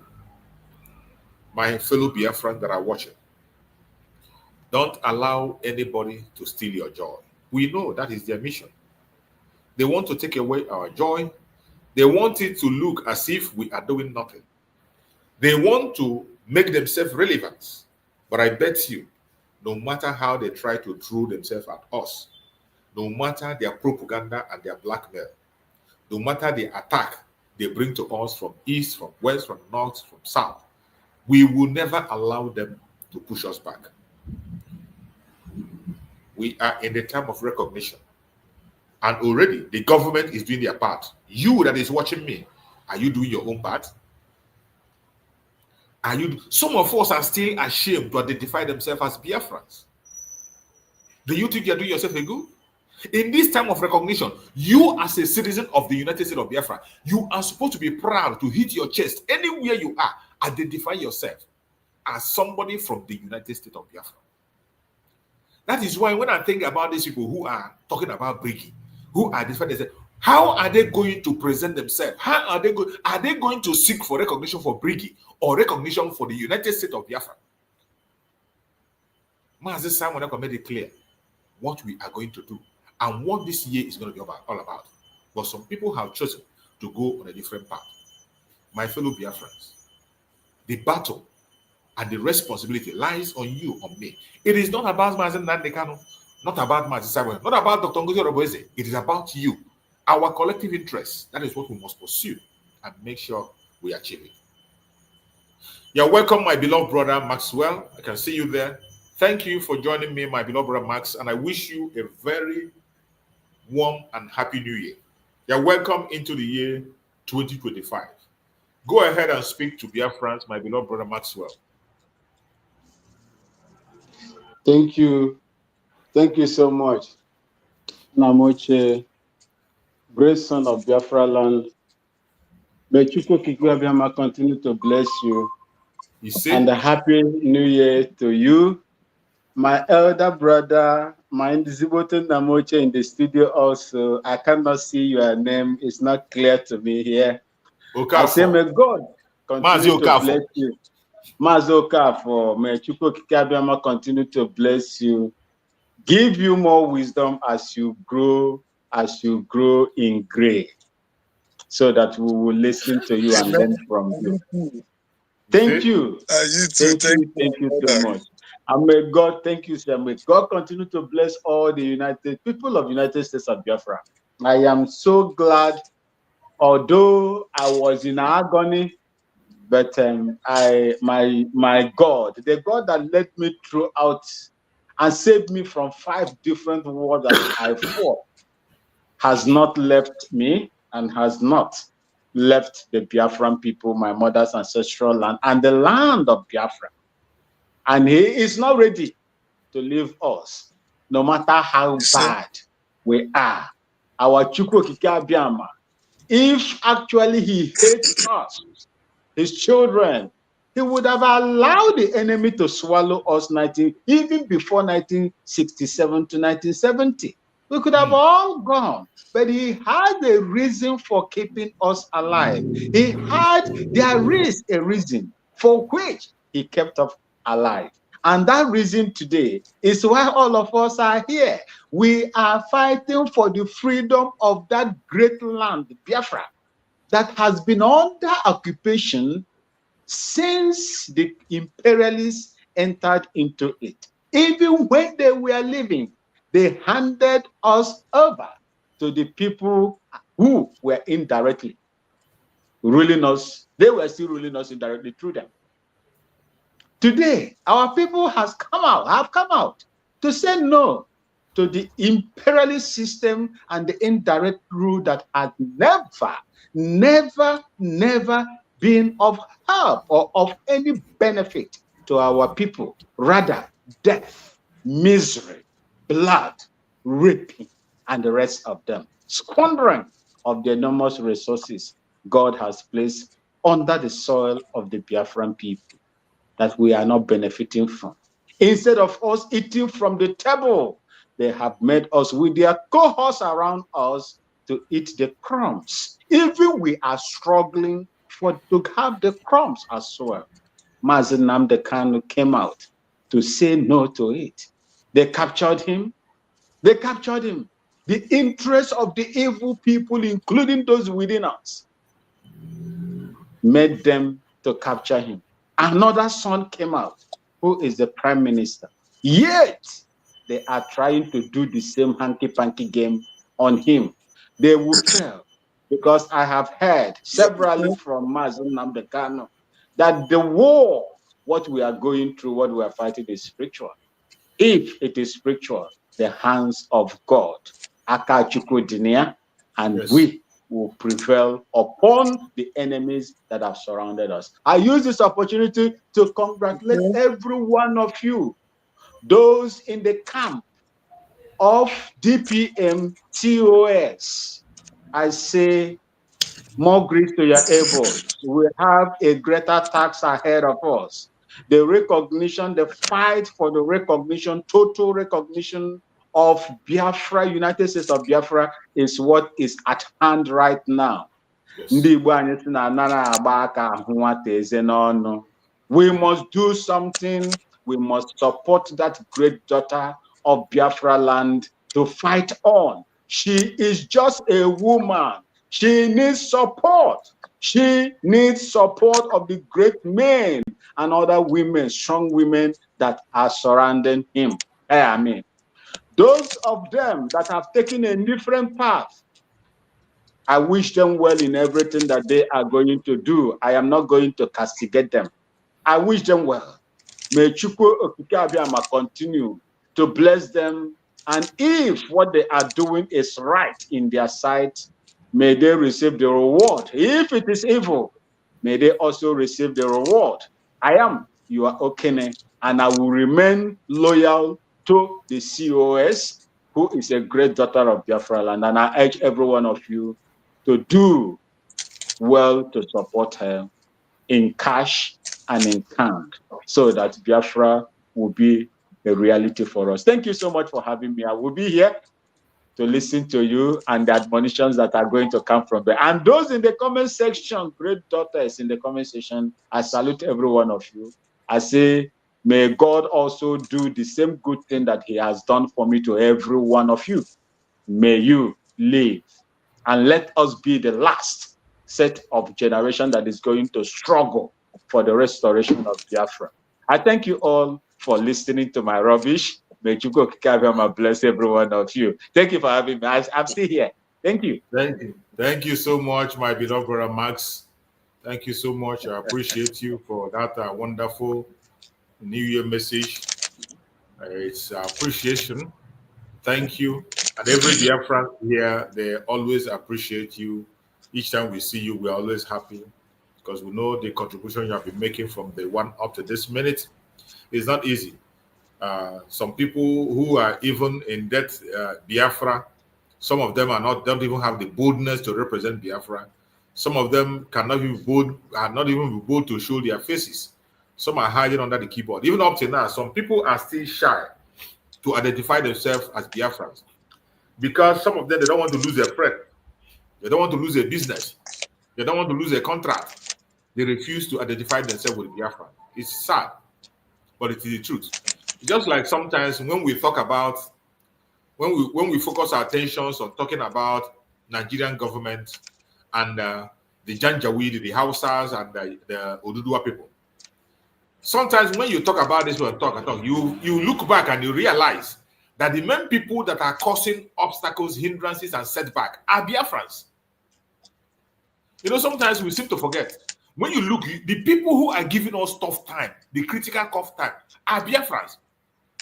These Hausa people, these Fulanis and the Yorubas, they are not doing much. They only talk and they go back to sleep. And their own issue is very easy to handle. We know they are pushing the agenda of their colonial master, the British. We know very well what they are pushing. But where we are having the major challenge is those people inside.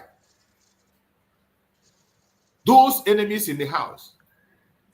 They are where The major people that are giving a tough time are Biafrans, more especially the Igbo Biafrans. And they are at the same time, they are the more active. They are the most active in this struggle. They are the most active, and when you come to distraction, they are the major distraction is coming from them. You come in sponsorship, they are the major sponsorship, and yet they are the major saboteurs. It is a fact. That is why you must choose for yourself where you belong. For me, I have chosen this day to continue to follow the United States of Biafra under the structure laid down all the way from Mazen Nandekano to Mazen Simon Ekpa, and today under Dr. NgoziOrabueze. My support is not for an individual. My support is not for a person. It doesn't matter the color of your name, how rich or how poor you are, whether male or female. My support is for the United States of Biafra government that has a solid foundation. That people that Mazen Nandekano told you that they are indestructible, unbribable. That is where my support lies. Mazen Simon Ekpa went ahead to tell you that nothing will make you, that if you want to sabotage, go ahead, you will not succeed. That is where I stand. And today, Dr. NgoziOrabueze is sitting on that same platform, in that same office, defending the same office. That is why I stand beside her, and I will continue to be there. If anything happens tomorrow and someone else come and stand on that same mandate of the United States, I will be there. It is not about the name. It's not about that name. It's not about the name you are hearing. It is about the United States of Biafra, yes, which is what every one of us should protect. Collective interest to defend and protect it. That is why I always say, let us remove our mind and heart from people's name, building strong men and women. More especially Igbo people, we are fond of that. We are very fond of that. This, that. By the time you give him those big names, you give her those big names, the name will begin to swell.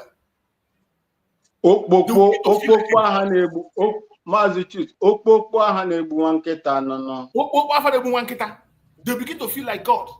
Mm-hmm.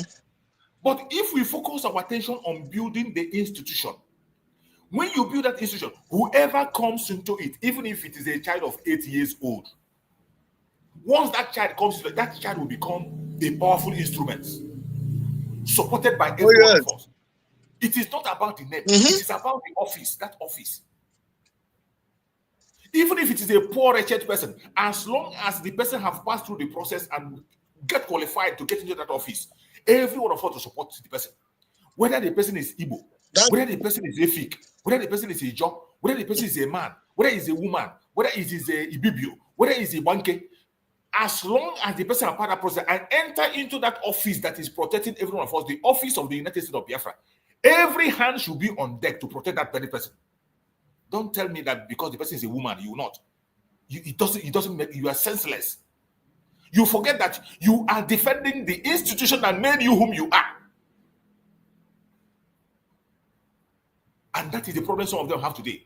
Majority of the people today that are fighting. If you remember, start from the time of Mazen Simon Ekpa. Do you know that some people were fighting Mazen Simon Ekpa simply because he came from Ebonyi State? They say, how can the Ebonyi man be in charge? Did you remember? Some people we are fighting just because he is from Ebonyi State. They don't want to take instruction. They say, how can Anambra man, Anambra that have all the billionaires, how can Anambra people be here? And somebody from Ebonyi will come and be rude. The same thing in the time of Mazen Nandekano. Some did not support Mazen Nandekano. They say, oh, that's small boy. That's small boy. How can that small boy be giving order? He's just a small boy. The small boy from Afaruku. That's small boy from Afaruku. The other one say, I'm even the person that gave his father the chieftaincy title. I'm the person that even given the father money, paid his father. I'm the one that paid for his traditional wedding. Just because of this nonsense, they refuse to support Mazen Nandekano. Not because he's doing the right thing, but because of this nonsense, they refuse. Envy and jealousy. Envy and jealousy. In the case of Mazen Nandekano, they say, oh, that man from Abakaleke. How can a Abakaleke man be leading Biafra? How can that short man, that Abakaleke man, who knows him? How can somebody from Ibo State come and become the leader? And they forget that it is not about it is about the United States of Biafra, our collective interest, the institution. Whoever gets into that and is doing the right thing, we must support and protect. Look at today.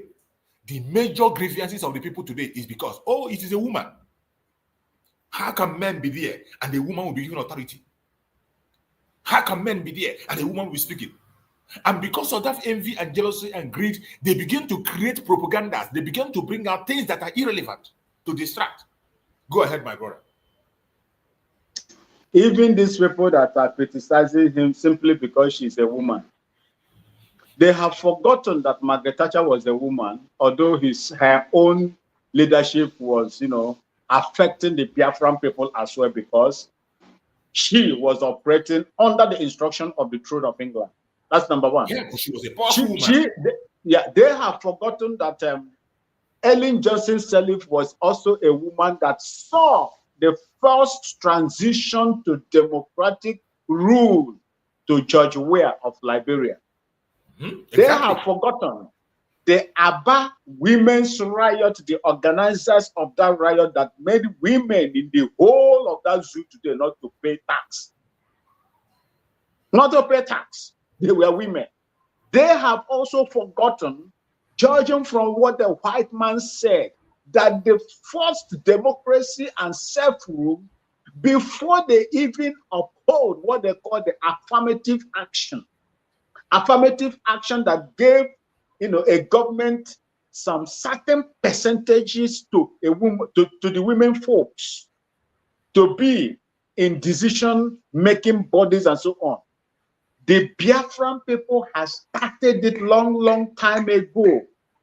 That our women, our mothers were placed in leadership roles. Those even before the world knew what they call democracy and leadership. I do not know how these people cannot research and do and see all these things. Today, a woman is there. It was not by coincidence. God knows what he is doing. A woman is there. We've tried men, and they captured them. Now, let this woman be there and give him all the total, unfettered access to every support that you can give to her. Let her work. Instead of backstabbing, instead of giving her some stumbling blocks, becoming some kind of barrier for her to fail. Once I told some group of people that gathered in a particular platform, I said, look, when you are digging a hole for your enemy to fall inside, or your brother, not even your enemy, you are digging a hole for your brother to fall inside, please make it shallow. Nobody knows who is going to fall into it. Because that person that you are digging, that your brother you are digging that hole for, might be innocent too.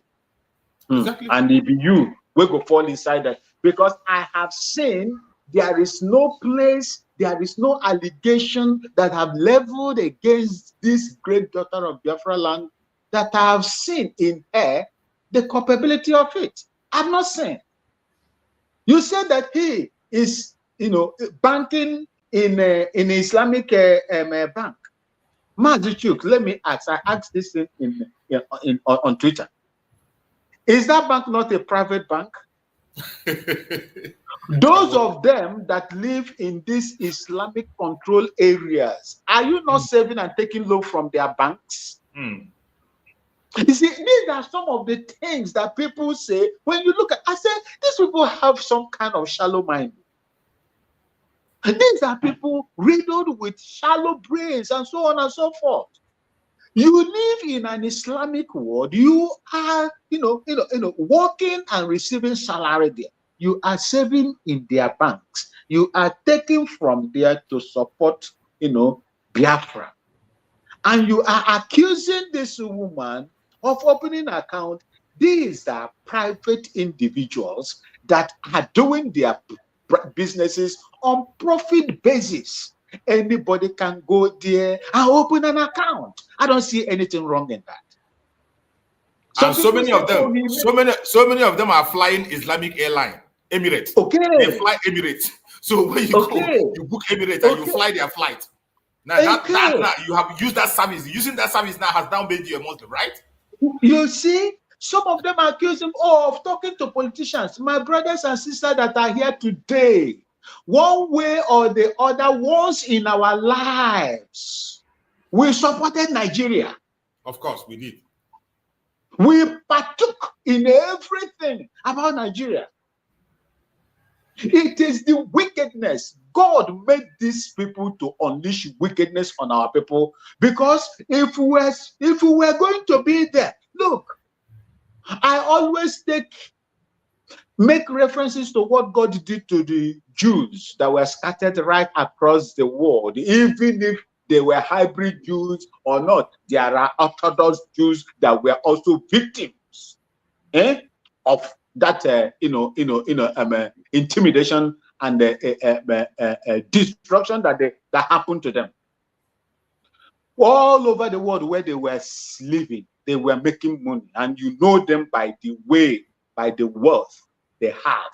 If you go and Google today, the Jews, not that it is just one person among them, majority of them, in 300 and something or even more, are billionaires. Their wealth is spread across them. Go and check. I was surprised the day I was looking at the figures that I found. They were rich. Wherever they were doing well. What happened? God said, no, if I allow these people to remain here, they will forget their land and their land will go. God released Adolf Hitler to tell them that, yes, you have a place that is your own, that I gave your forefathers in those days, whether they are hybrid or not. There is a place for you. They forgot about the hamburger they were eating. They forgot about all their riches and the houses. I think there was a time when Mazen Namdekani showed a mansion that was built by a Jew that is in abandon right now. Absolutely. They abandoned it. They went back. They said, no, we cannot continue with this kind of suffering anymore. We are going home. And they left. Today, you can't touch them. Touch them and you will be sting. Touch them and you will be sting. They are now controlling their place. They determines what happened. No terrorists will attempt. If you dare them, they will unleash venoms, multiples of them in higher doses on you. All of us, all our people will scatter. They use economic jihad to scatter all the Biafran people all over the world. Wherever they go to, they are making names.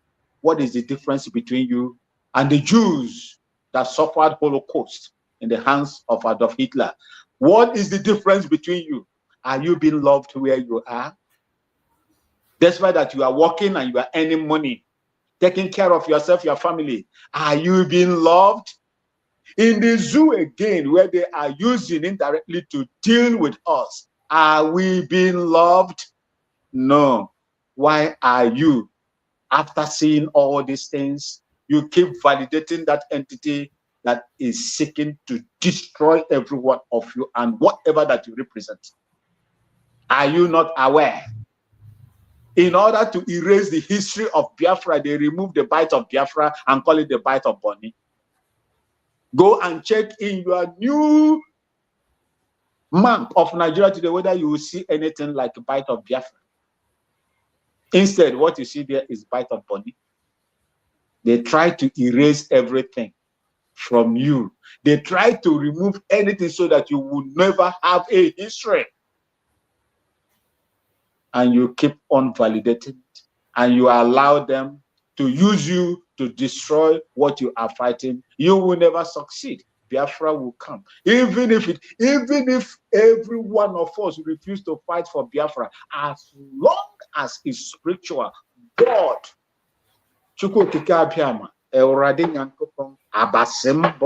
Ogene will raise stones to free the land he called his own. Thank you. Thank you so much, my beloved brother. I appreciate you for that amazing word. When we talk about the issue of Biafra, Biafra is not is a spiritual movement that even those who claim to be one Nigerianists, they know that they can't stop Biafra. Even these politicians, when they speak certain times, you see that the Biafra in them doesn't hide. In as much as sometimes you see some people, some spirit will possess some people and they will try to suppress it and oppress it. This spirit of Biafra is in everybody from the old Southeastern region, whether you are a politician or non-politician. Only that some people are suppressing their own. There are some of us that are suppressing the spirit of Biafra in them. But at every given point in time, you will see that spirit speak. That is why sometimes you see them make confession that you'll be wondering, is it this man that said this thing? And there's a video I'm going to play. Let us just listen to this video. It's an old video, and let's just listen to it, and then we can now speak on the issue. So you reckon that if Ojukwu were alive today, yes, he will be saying to Nnamdi Kanu, that's not the way to go? Ojukwu may not say so to Nnamdi Kanu for the simple reason that Ojukwu and I believe every right-thinking person should also take into consideration the fact that every citizen, every adult citizen is entitled to his or her own point of view. So that if Nnamdi Kanu believes that Biafra should be a separate country, that is a point of view. Because that would have been consistent with what Ojukwu believed and did in the late 60s. The circumstances, I keep referring you to the situation at the time. Situation changed. Yes. So when situations change, so people can shift ideologically. So that's the point, that what we're dealing with today is not so much about where Mr. A or Mr. B stands on these issues, but the right and freedom of people to agitate for whatever they want, so long as they do it within the law. So it's not a question of where do I stand. Basically, it's a matter of what rights are we entitled to as citizens of Nigeria, and how are those rights protected under the law? So you don't agree? You see, before they continue, you see that this question they always put forward. Sometimes they make us believe that if Odumegwu Ojukwu was alive today, that he will not support the restoration of Biafra or the call for Biafra to be free. And I don't know where they are getting this narrative from. And I asked them, everyone that is in this very video, everyone that is watching us today, is Nigeria better today than it was in 1967? You see, when they ask this question, I begin to wonder. Some of them begin to create the narrative that, oh, if Ojukwu was here, Ojukwu will not support Biafra, will not support Biafra going out of Nigeria, and that he will support one Nigeria. And I ask them, is Nigeria better today than it was in 1967? Go ahead, my brother Amas. You see, these people, these are journalists and those that are working for those that are benefiting for the corrupt entity called Nigeria. You don't expect them to say otherwise, my brother. This same question is resonating in the ears of all those people who are benefiting from that corrupt entity. Exactly. I heard Ojukwu, some people have been on space arguing with some people when they said Ojukwu abandoned Biafra. He said they should not, that he washed his hands off Biafra.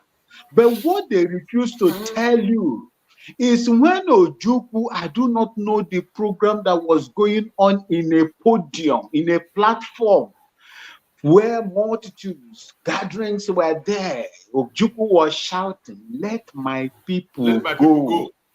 Yeah. Ojukwu had in his normal, you know the way he normally dresses, that is a normal, I don't know how I'm going to call it, the captain, is it captain style or whatever, you know, like the jacket, something. He was interviewed. Ojukwu said, I will fight again. If those things that I fought for happens again, I will go to war. Ojukwu said that. Ojukwu said that. There is a video like that. I will dig it, I will search for it, and I will get it. I will bring it to you. You say, if those things that happened before that led to the war continues again, I will go to war. Exactly. And he did not miss sweat. I heard him clearly. I was not drunk when I was listening to him. Okay? So these are things when people come out and say, "Oh, Ojukwu did not," like the London boy. London boy will come and tell you Biafra died, 50-something years ago. 50-something years ago. And that was not the spirit that led Ojukwu. And the same spirit that led Ojukwu till the day he was lowered into the grave is the same spirit that has occupied my own heart. And I am going to do everything to support my people. Thank you. Thank you so much, my brother. Thank you so much. When they push these lies, I don't know how they manage to have the confidence to spill those lies. Let's hear more of their questions. With the way Nnamdi Kanu is playing the politics of Biafra today, but you believe he has a right to his position, to hold his position. Is that correct? That's the point I'm making, that he has the right to hold his views and to agitate for separation. Then I have the right to say, well, I think I need to look at this differently. It is what we need to do is to ensure at all times that we uphold individual rights and freedoms. That's the bottom line. Okay. Now, this is relevant to this conversation. You said in page 197. Let me read what you wrote here. President Buhari has his own issues with the Igbo. He becomes irritated when confronted with issues relating to Igbo marginalization or Biafra.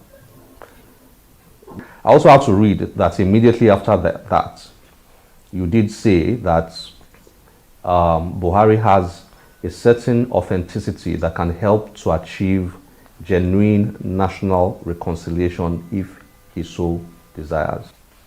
You then wrote after, in page 108, you said, a significant number of the Igbo diaspora do not believe that Nigeria is redeemable. They believe in Biafra and are funding the process that could lead to its realization. I believe that Nigeria is redeemable if we fight for its liberation from the clutches of agents of centralization. Yes. Okay, stay with me, sir. I was just curious. Okay. Yeah. Then you now wrote in page 200, one of the reasons Obasanjo becomes very irritated over the current Biafra agitation, aside of the Civil War victor mentality, is that he knows very well that it sprouted on his watch.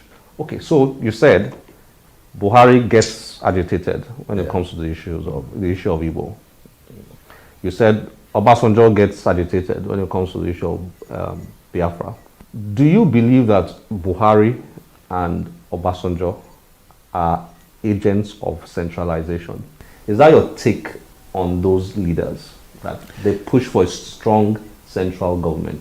Agents of centralization. Yeah, agents of centralization are basically people who, by their training, military officers who get into government and they only understand command and control. And then their own idea, of Nigeria is a Nigeria that is controlled from the center, from Abuja. Okay. Now, that is the problem. Obasanjo, General Obasanjo, General Buhari, General Babangida, all the generals, who have, one time or the other been in office in Nigeria, they all belong to that school of thought. They are basically, they believe in centralization as a policy. That's what you meant by agents of centralization. Now, the point is this. Nigeria was founded you know, the way Nigeria was founded, the whole idea was to create a federal state. That was the vision of the founding fathers who laid the foundation for Nigeria. Now, the military guys, came in from Gowon, in Aguiyi-Ironsi, Gowon, the military, forget about their ethnic background.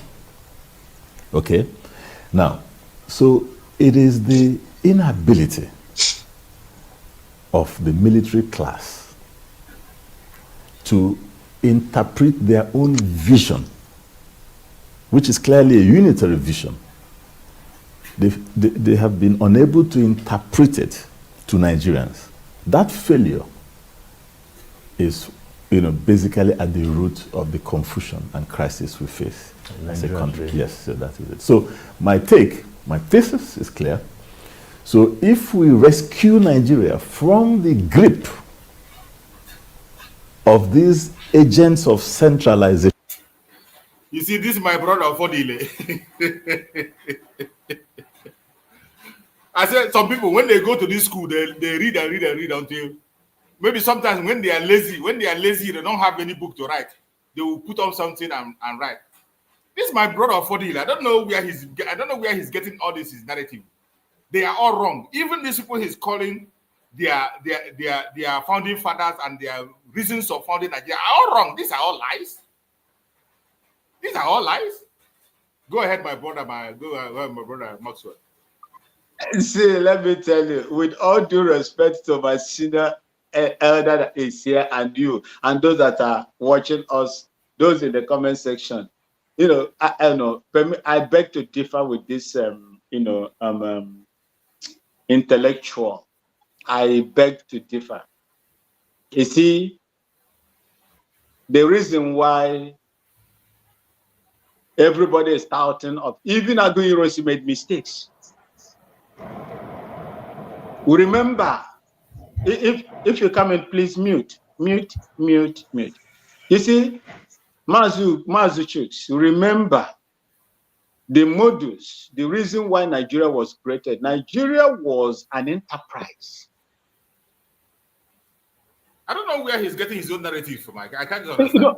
Nigeria was an enterprise managed by Goldie. That man they call Goldie.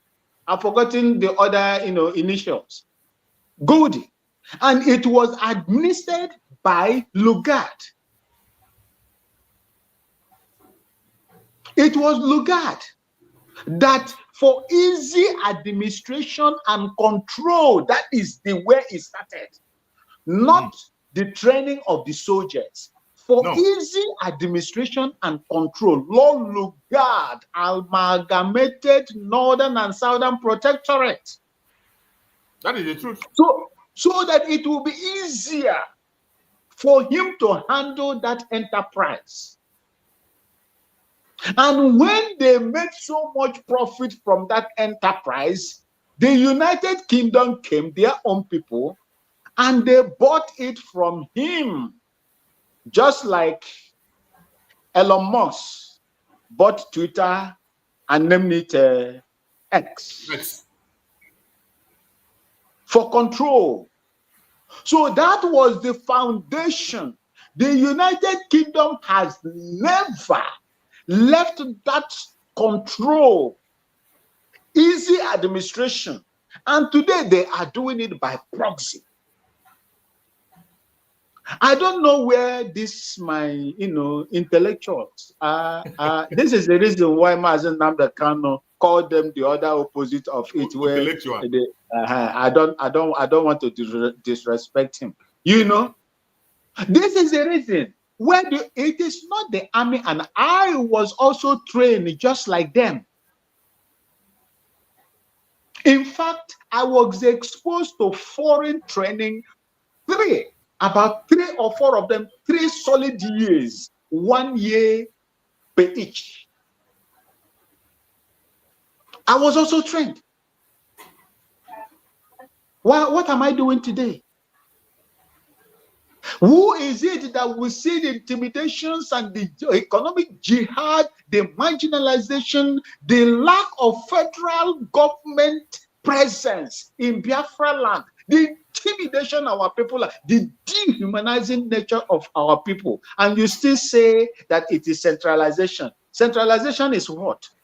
Centralization is what you perceive and you see it. Oh, let them agree that this thing will be here. But this is an orchestrated plan by these people to control you, because you have enormous. Immediately they discovered there is enormous resources, oil and gas in that particular area. They say we will let go. Anybody that comes out to challenge that centralization that Ngozi and Lugard put in place, the buyers, the letter buyers, will never like you.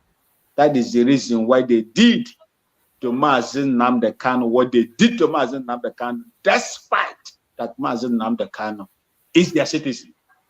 They overlooked the citizenship of Mazen Nnamdi Kanu. They sold him. They refused to attend to his cause. They refused to do it. Even a terrorist that was spying for them in Syria and Iran and many other places, they went for that person to represent those people. Go, you will see them there. Is Mazen Nnamdi Kanu a terrorist? Mazen Nnamdi Kanu is an agitator that is fighting against injustices that is meted out on his people. That is what he's fighting. And if you are going to jail Mazen Nnamdi Kanu, be ready to jail me too, because I share in that ideology. His ideology is not expansionism. It's not expansionism.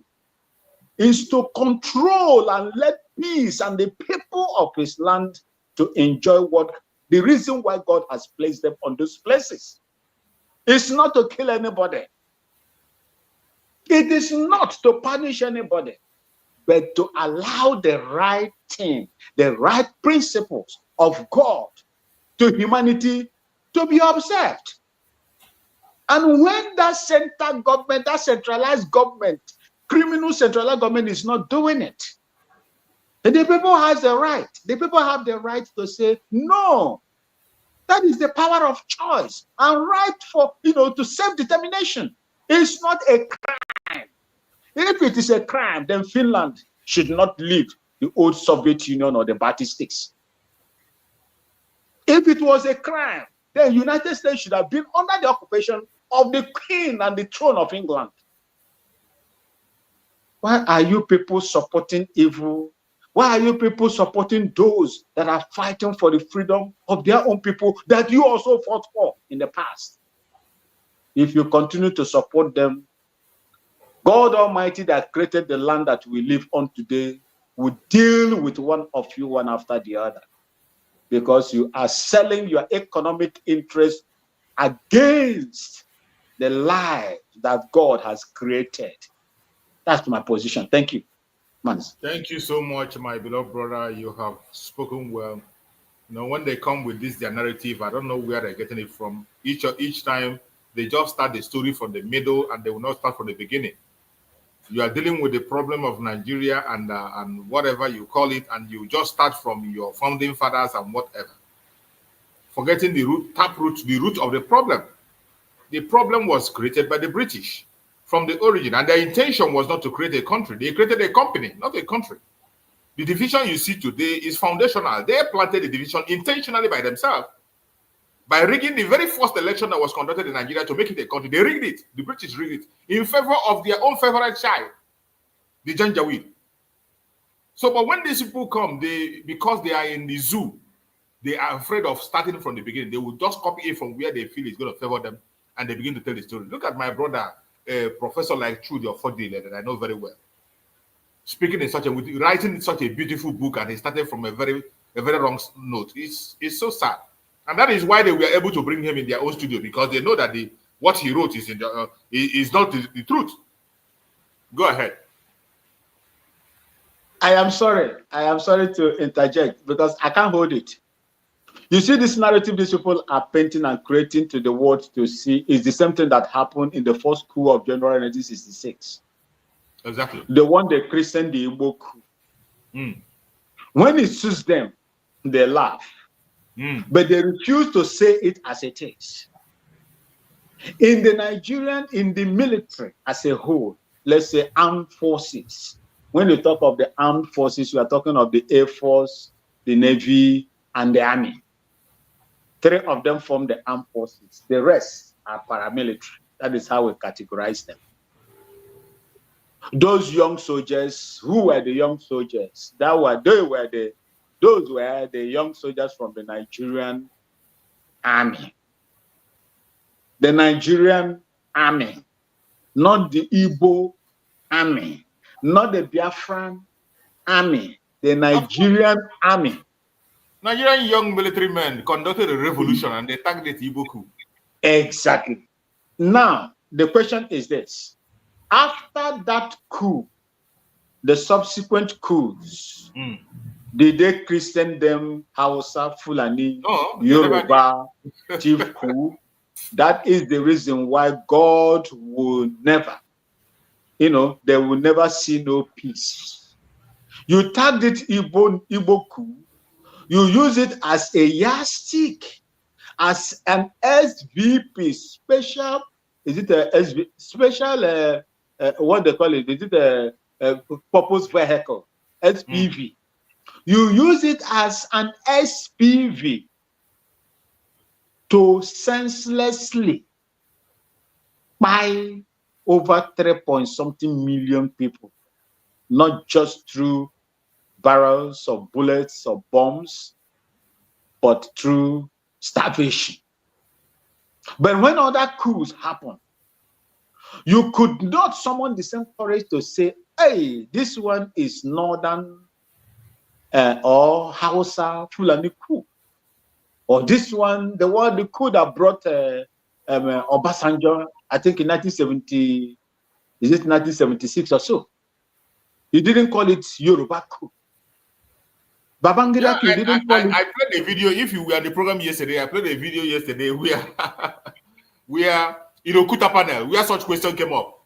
That question came up in Okuta panel where somebody was asked, you call this Igbo coup. Why don't you name other coup that we have got that after some ethnic group? And the man was saying, no, he cannot. They will not answer.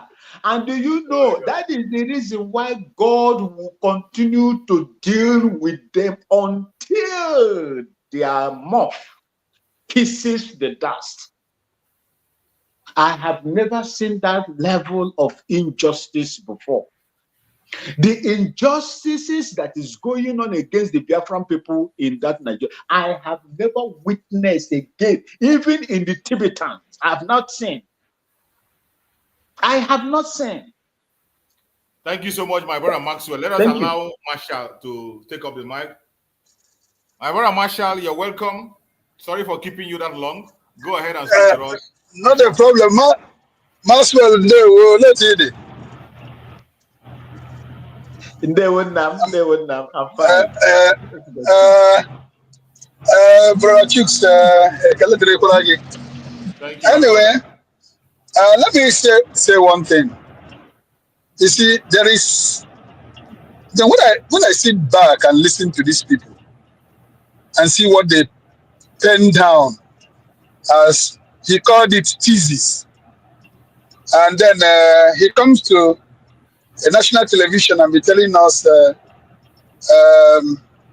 you could see his body language when he's talking. Yeah. And he's telling us Obasanjo is agitated because Biafra agitation started during his time. This man is a fool. Biafra agitation did not start during the time of Obasanjo. It started in 1967. You understand? Obasanjo has nothing to do with it. Now, I just want to make that very, very clear. Now, you see, and listen to him, and he's saying, oh, the problem is because these people cannot explain the method of centralization of government. And I was just looking at this man. Is this man normal? Is this man, they cannot explain it to Nigerians. And he's talking from two sides of his mouth. And then let me put it forward. I'm sure that this man was born with maybe a silver or golden spoon in his mouth. I'm sure. When you listen to Chuba, it says it's Chuba or Fodile. Or something like that. Born with golden spoon. From the Justice of Fodile's family, I presuppose. You know him. You know him very well. So you see, some of these people, it's like when they've been enjoying all through their lives the privileges that comes with position and power. They now come, their thinking is warped. Look at this man telling us that, that the problem is centralization. That is not the problem. Now, let me go back. If the problem is centralization in the first place, let us begin to analyze these things. If the problem is centralization, why did Gowon not accept the Aburi Accord? Thank you. Now, that is one question. The second question is this. What was the main purpose? Who advised Gowon not to accept Aburi Accord? You see, sometimes we leave the main issue and we are talking about, let's say, talking about peripheral things that do not matter. What is one Nigerian is, that's what they do. You understand what I'm saying? Go back to 1945. The killing of the Igbos that started as even pre-independence, before independence. Yes. Has it anything to do with centralization? No. You understand? Sometimes some of these people, when they keep talking nonsense, and I look at them, is it centralization that is the problem of Nigeria? Is it centralization that prevented these people from putting the necessary infrastructure to enable development in Nigeria? Is it centralization that prevented some of these idiots that are ruling from looting and looting and looting? Okay, if it is centralization, they want to concentrate everything in Abuja. Why is Zamfara's gold not under the control of the federal government? You understand? If it is centralization, why didn't they stop Sharia that started during the time of Obasanjo, when he was in power? Why didn't they stop it? Since power belongs to the central, how come they didn't have the power again to quash it, like they quashed the Biafran emergence? Now these people, now when they begin to talk like this, you understand? It boggles my mind. Cowards. Now, let's go back. You see, sometimes I wonder how these people reason. You understand? Sometimes I wonder they reason from their anus or they reason with their brains. This is somebody that's supposed to be an intellectual.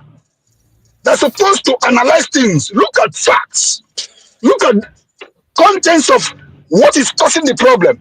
And then when you come with talking with authority, and you're coming here to tell us that it's centralization that is the problem. You understand? Now, he started by saying, that started with federalism. Oh, okay. He started with federalism. Then what happened along the line? Now, when they now change, he said he talked about military. Okay, now, are we in the military regime now? No. Huh? We're not in the military regime. Then why is it that everything must come from the center? Every decision must come from the center. Why is it that they are preventing everything attempts to have state police? Why is it that everything that brings innovation and change, they are against it? They don't want to hear it. Yes, if it comes innovation, they remove it. They don't want to hear it. You understand? Look at the people. Look at the people. It is only in Nigeria. Let me tell you. Go all over the whole world. Before you emerge, let me say this now. Before you will emerge as a ruler of any nation, you must be an erudite scholar. You must be sound. Yes. You must have economic knowledge. You must have political knowledge. You must have world affairs knowledge. Definitely. It is only in Nigeria that you bring fools to be ruling professors. Professors like this guy now that is writing this thing. You understand? Check it from time. It started right from time. Okay, in 1979, a teacher was the president. A teacher, primary school teacher, was the president. Who was deputizing him? Dr. L.S. Ekweme. Fast forward again. Fast forward again. Buhari, that didn't even finish primary school. And then a professor in law, deputizing him. That is the problem we're having. Now, this one that is ruling you now, we don't even know whether he even finished secondary school or primary school. No identity, no record. We don't even know his age. We don't even know his nationality. He's coming to talk nonsense. When you have people, idiots ruling you, when you have fools ruling you, what you will get is this kind of output. Let me say this. You understand? People who cannot stand and articulate their thinking is my problem. When I now look at these people that call them, in fact, the main fact is that this guy is an Igbo man. An Igbo man, so the suffering of his people, the killing of his people, the policing of his land, the annihilation of his people, he's attributing it to not being able to educate Nigerians about centralization. I wonder, what is wrong with our people? What is wrong with us? What is wrong with these so-called intellectuals? Now, let us go back. If you do not know the root of the problem, you cannot solve a problem. You can't solve it. The root of the problem is British. British people wanted this situation. Remember, they wanted this situation, this travesty to remain. They planted this travesty. Remember, they were the people that negated the norm all over the whole world by saying that as you go towards the desert, the population increases. It is only in Nigeria. Only in Nigeria. Only in Nigeria. And they did that because they wanted the northerners to remain in power, the people they can control. And I have a video of evidence. After you speak, I'll play the video. They will see where exactly. A British man was you see, our people need to go and do their research. Yeah. Do you understand? And now let me go back. Maxwell, my brother, you will agree with me. This is what I'm saying. Why is it that when Professor Ngozi brought the option A4, option 4, I don't know what they call it. Yes. Option A4. The type of election. Yeah. Option A4. Where you need to come physically. All of a sudden, Kano, that they registered 4 million people, only 500 people voted. 500,000, sorry. 500,000. I was then in Lagos. They were saying that Kano is more popular than Lagos. That year, Lagos posted 1.7 million, 1.something million people votes. Because these people keep lying through their mouth. They keep deceiving Nigerians. False figures. Now, you understand? You see, the British people, they are the people that started it. They are the people that started this falsification of population, falsification of everything, every criminality. The British people started it in Nigeria. They don't want to talk about that. I bet you the North is not more populous than the South. It is only in Nigeria that you base the allocation of funds based on landmass instead of population. All over the world. All over the world. Go all over the world and check. New York City is more populous than what do you call it? Let me give you an instance now. A state that is called Utah. Yet Utah is in landmass is bigger than almost twice than New York. But the allocation of funds to New York cannot be compared to the allocation, because in Utah you might get maybe less than let's say 5 million people. But in New York, there are over 20 million to 25 million people. I'm not too sure, but I'm just giving you instances. But right. Yes, in Nigeria, go to the south, you realize that a lot of population density. Have you ever watched in Lagos? Everywhere, in every village, that density is in every village in the south. Yes, these people started it, and then the people that are there keep saying, doing these things. And let me give you an instance. Have you asked yourself why a British citizen in the name of Nnamdi Kanu for the past 5 years is been languishing in a dungeon in Nigeria, and Britain is not doing anything, not lifting a finger? Huh? Oil and gas. Oil and gas.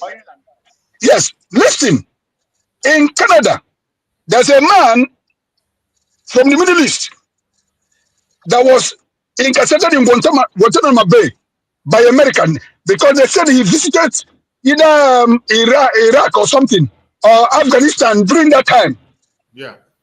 Canada fought and fought and fought until the man was released by America. When this man came back to Canada, they paid this man, Canadian government paid him. It wasn't Canada that incarcerated him. They paid him $10 million as compensation. You see? Because this man is a citizen of Canada. They fought for their citizen. They fought for him. Why is it that Britain is not fighting for Nnamdi Kanu that's a citizen of their nation? They don't care. Because you understand? The problem is Britain. Britain wants the status quo to remain. You understand? That is the problem. And this man that calls himself a professor is there telling us that it is centralization that is causing the problem. I don't understand this man. Very funny. You understand? If it is centralization now, why have you seen a citizen that is, have you seen a country that is encouraging the military to be killing its own people, killing its own citizens? Is that a problem of centralization too? Ask him. Huh? Ask him. Have you seen a country that will open up their borders? Outsiders, people that are not citizens of the country will come. They have authority in a country that is Nigeria more than citizens. And they kill them and get away with it. Take over their land and rename their land, and they rename the place, and they remain there and live there. Why the owners of the land will go to the IDP camp? Brother Chicks, this man, you see, there are certain people that you will listen to. They will spoil your day. They will make you angry the more. These are the kind of things. You want to listen to these people. I say, where are these people from? Are they from the moon? Huh? These people call themselves. Are they nationalists? Are they truly Igbos? Do they listen at all? Mazmasha. Sorry. Sorry to interject. Go ahead, my brother. The spirit of Azikiwe is in these people. The spirit of Azikiwe has not left this kind of people in Biafra land. If you remember the rule, look, if you remember the role Nnamdi Azikiwe played against our eternal leader Ojukwu, you are too old for me to even lecture you on that. If you go to a place, in fact, Nnamdi Azikiwe was a railway police officer in Ghana, in a place they call, in a region they call Western region, Takrady. We call it Tadi here. He was a railway police officer here. He was adequately taken care of while he was serving here. In fact, I think the pilot, the newspaper he had at time, is it the pilot, if I'm not mistaken, was first established in Ghana here before he took it to Nigeria also. This same man, that same evil and jealousy, envious spirit that Mazi Nnamdi Kanu spoke about, that our people possess, It's the same spirit that is in this one. If you remember, I would never forget, because if Nnamdi Azikiwe played the role of an elder states, the voice of Africa, as at that time, the world knew him, Ojukwu probably wouldn't have failed. These people wouldn't have captured us. He is supposed to be shuttling from countries to country because he was a known personality as at that time. The Zeke of Africa. The Zeke of Africa. Even coming, using his personality, coming to Ghana here to lobby. Ghana will support. But what did he do?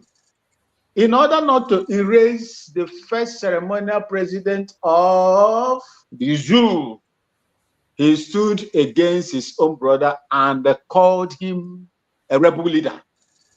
A rebel leader. He was the first when other African countries like Tanzania, like Equatorial Guinea, like Ivory Coast, and other were calling Ojukwu the president of the Biafran people. His own brother was calling him a rebel. Go and read what he wrote on one of the national dailies in Nigeria, warning France not to support the rebels. Who are the rebels? Biafran soldiers.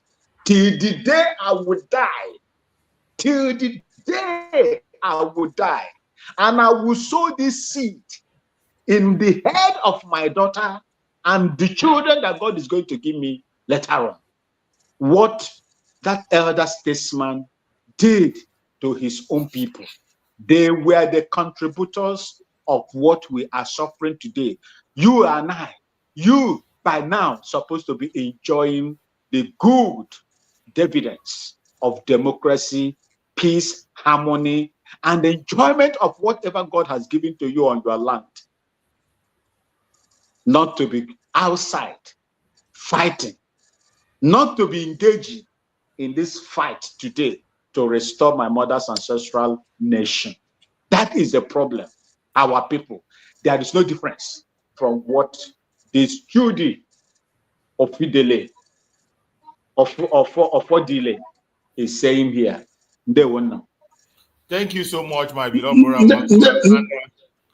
Marshall, before you continue, Marshall, let us listen to this man. This man that I'm about to play his video is one of the men that was an active participator in during the time of the colonialists. He's a British man.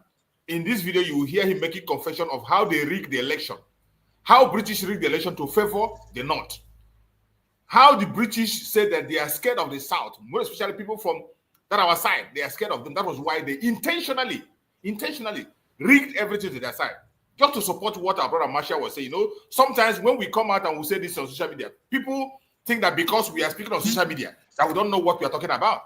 That is why sometimes we bring evidence on video to show them. He's a British man confessing. Let us listen to him before our brother Marshall will continue.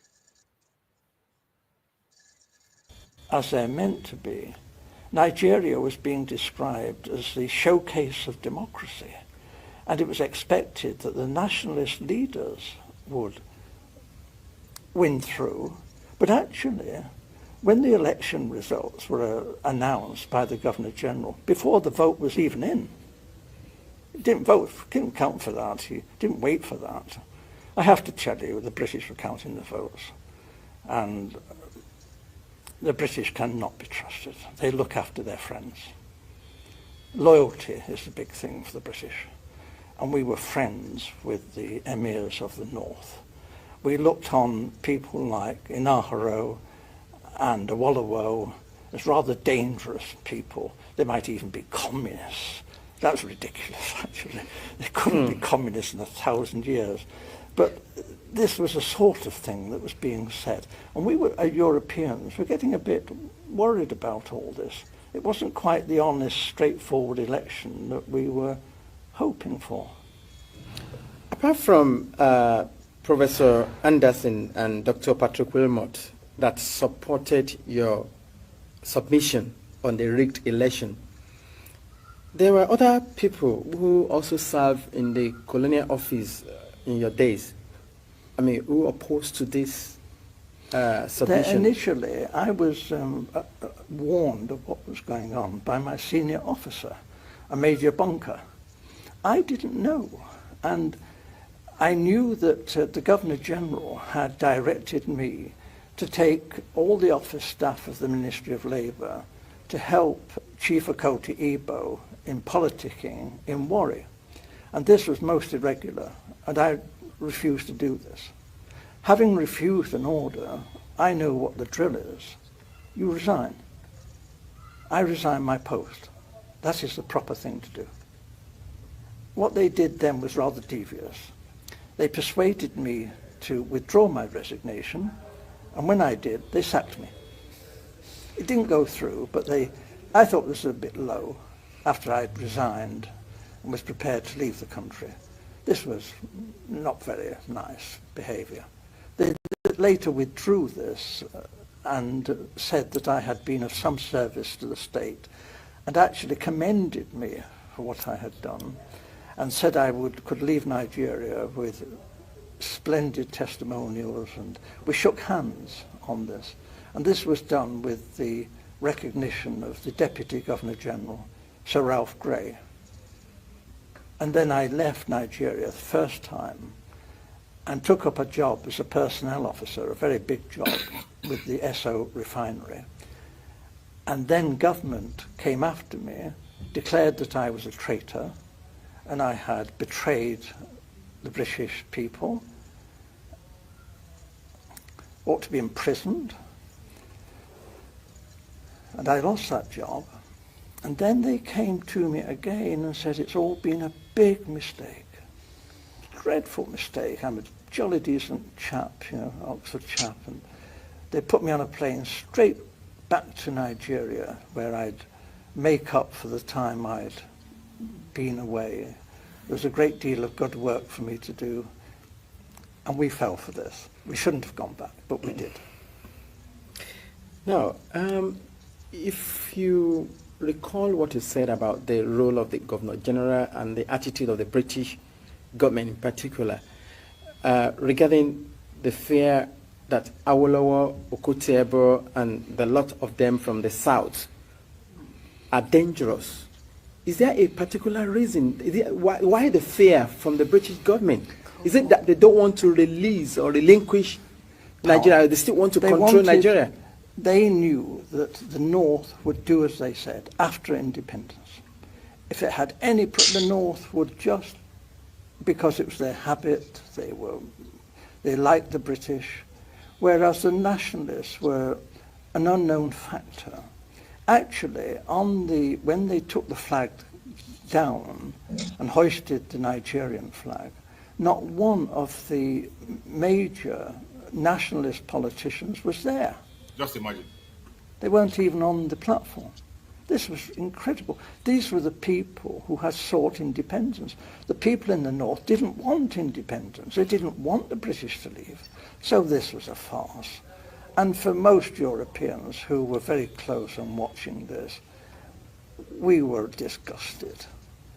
We thought this really had been manipulated, this election. It was unworthy. It was unworthy of the British people, this. This was no honest, straightforward thing that you would expect Britain, the mother of parliaments, to do.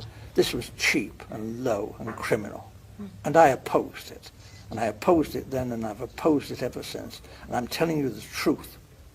And I was warned, if I told you this state secret, my life could be forfeit. Earlier on, you said the British government wanted the North in alliance with... I think we stop it here.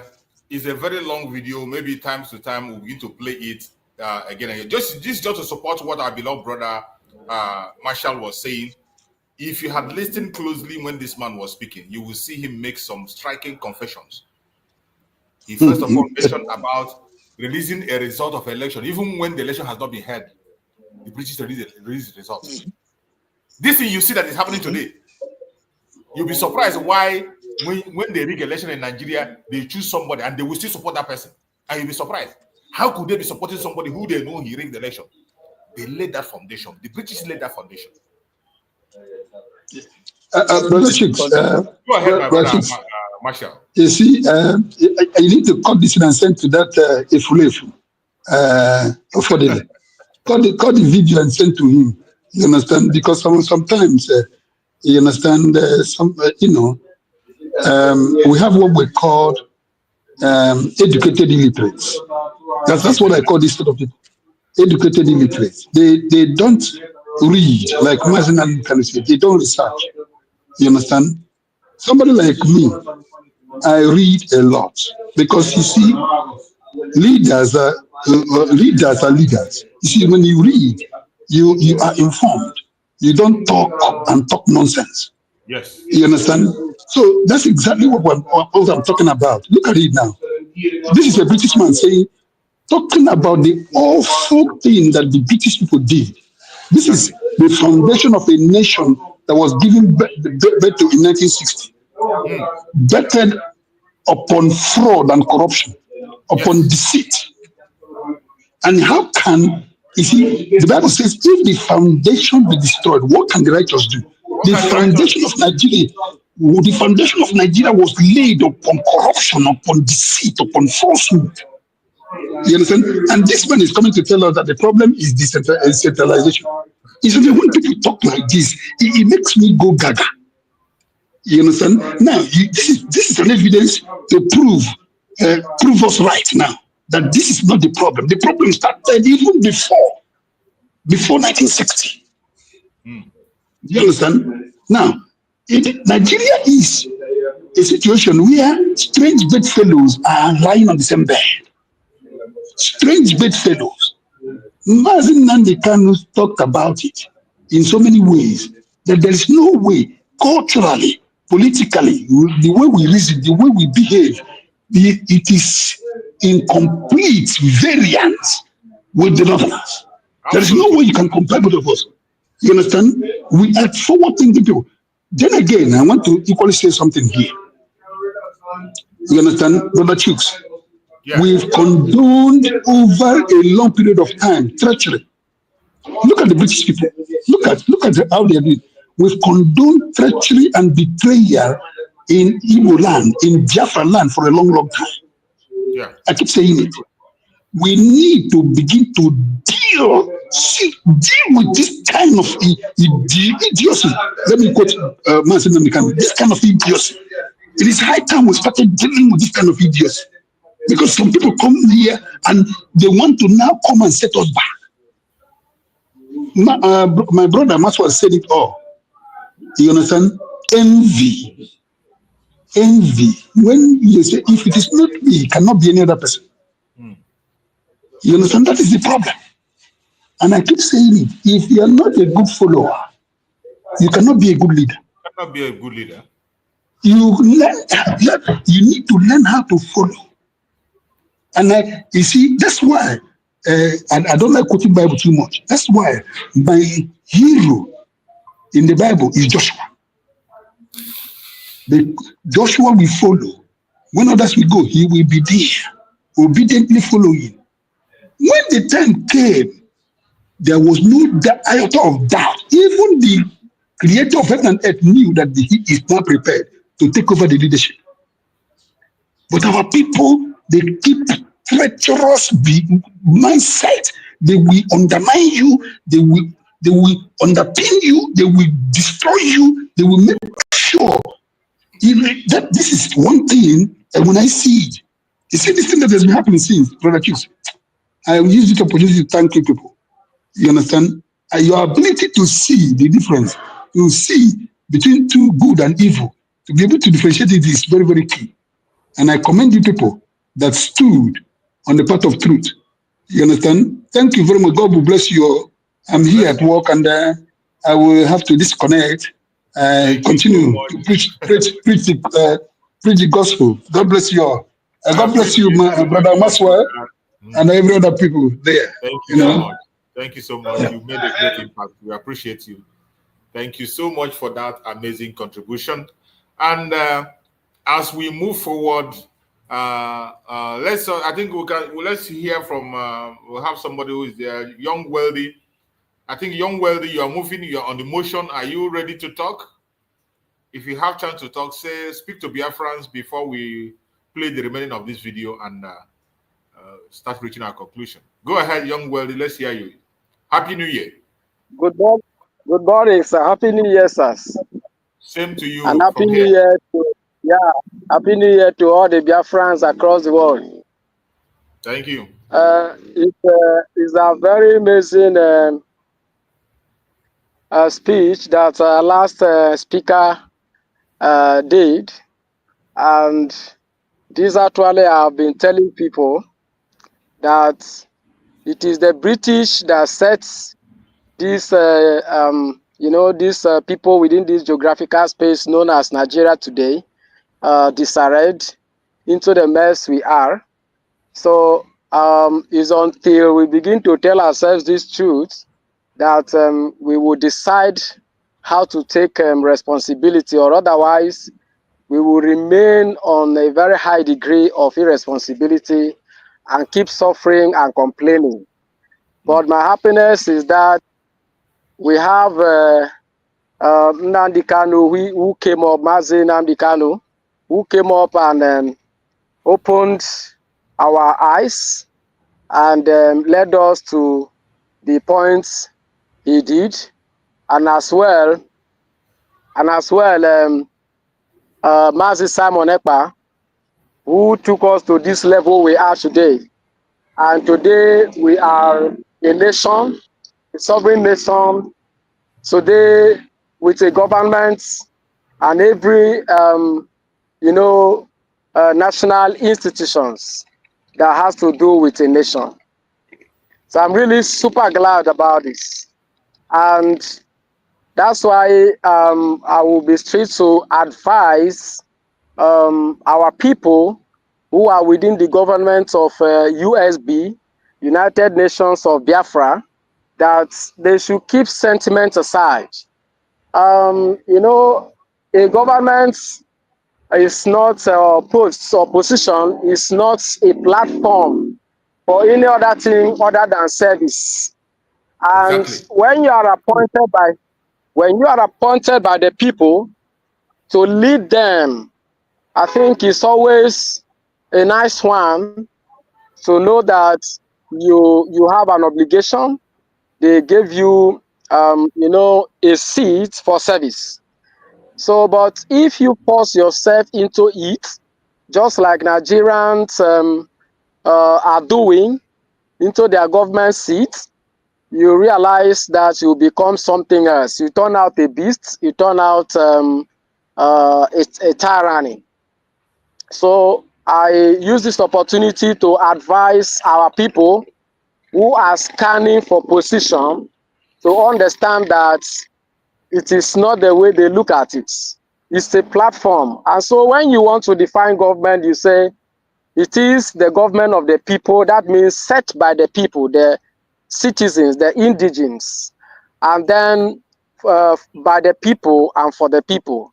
So it's not something else the way they are looking at it, but then they should allow us Biafrans to choose them so that they will take up that obligation as to know that it is a platform and a time to serve Biafrans, so that they will think well, organize themselves how to really serve the people, and satisfy our desires, our heart desires, to make us a better people, to make us a better nation, and to turn out a developed nation, unlike Nigeria that has served for a long time since independence until now is underdeveloped. That's not what we are looking for, both in leadership and other settings. It's underdeveloped. So we are looking for a nation where people will live like human beings, where we will have at heart one another, just like the Europeans are, having themselves or enjoying themselves as human beings, not as beasts, or living like human beings. So we want to live likewise. We shouldn't be exception. So leadership also should be kept aside. And let's know that we are all pursuing one cause to achieve it together. And not for some people to come up selfishly, you know, I want to buy this position, and not just that, I want people to know that I am this or I am that. No, that's not the issue. We are looking for a nation where equality will be upheld. I mean, Absolutely. naturally as God has said it, you know. Yes. So that is the kind of nation we are looking for, and to ensure that we put our hands together to take responsibility, both the people on top, I mean the people in the leadership posts, and we who are like, you know, behind, who set them up there, joining our hands all together to know that it's obligation to ensure the needful is done. So I think this is more advisable. This is what is required. So we should begin to set our minds like this and know that it's not one man's business, or either that we are doing it for Oyendu Nnamdi Kanu or Mazi Simon Ekpa, or maybe just as someone else. No, we are doing it for ourselves, and more especially our unborn children, to come and meet a legacy laid down. Is a good setting, policies laid down that will let people live like human beings and not like animals.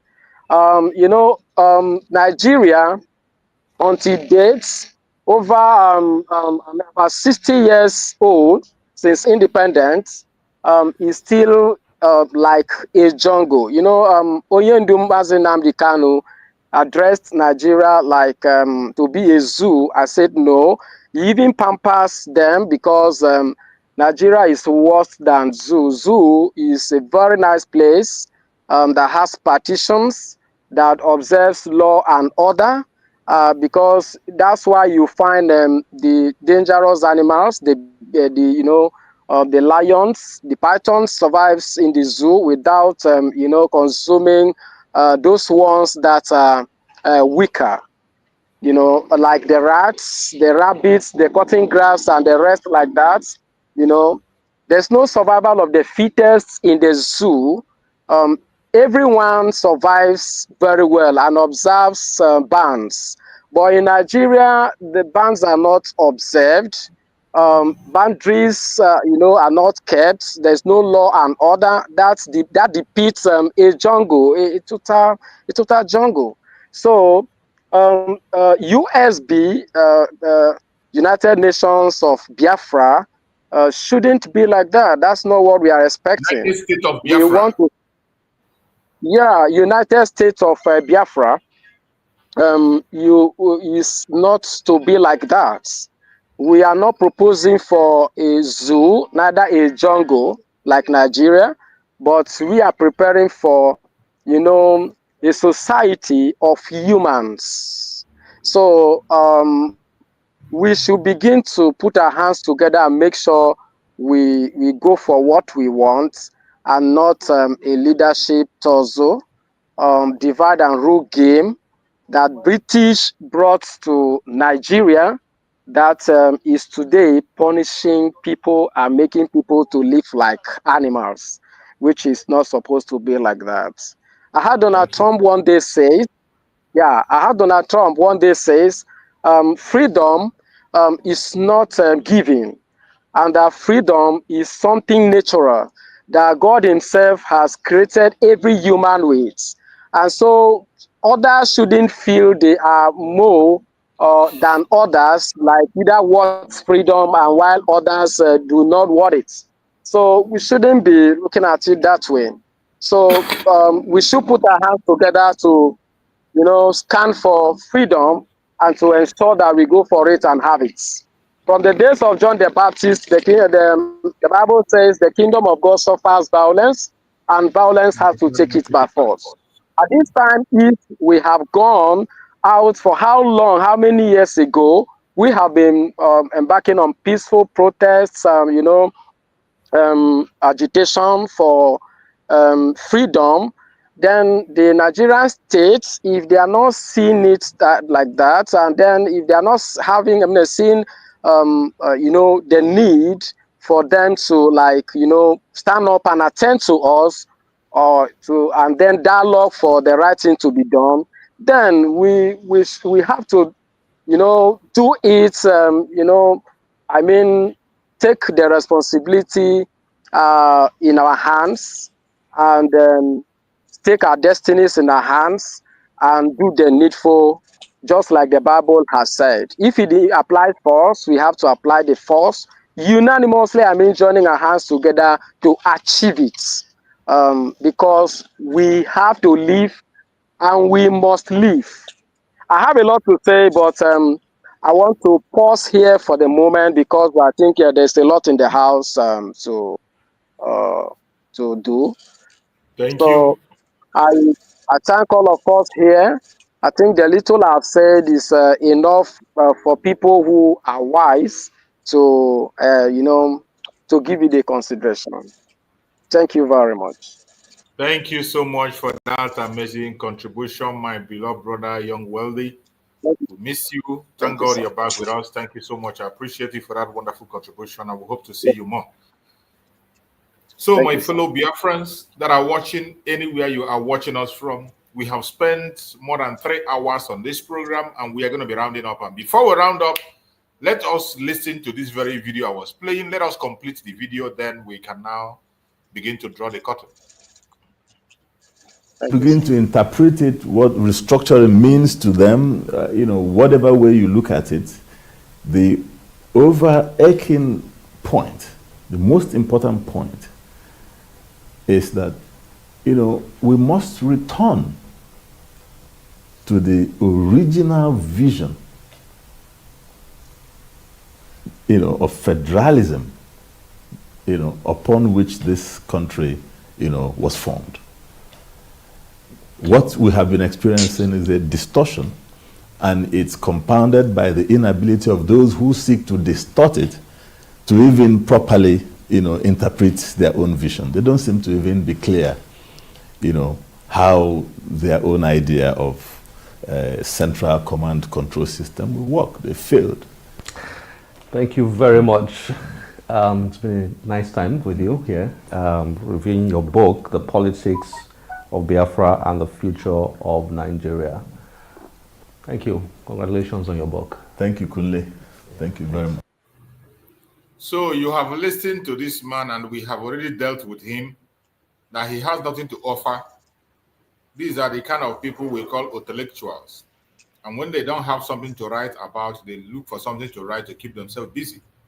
That book he has just wrote is empty. If this is what is meant in that book, it's empty and he has no clue on what Nigeria is all about. The problem of Nigeria cannot be sorted out by anybody. The only solution is disintegration. There is no way you can put people that have diverse value in the same place and expect them to flourish. It will never happen. Mazen Nnamdi Kanu made it clear in one of his messages, and it is something that you can verify on your own and you see. No country on the planet Earth is built with people of diverse value. It doesn't work.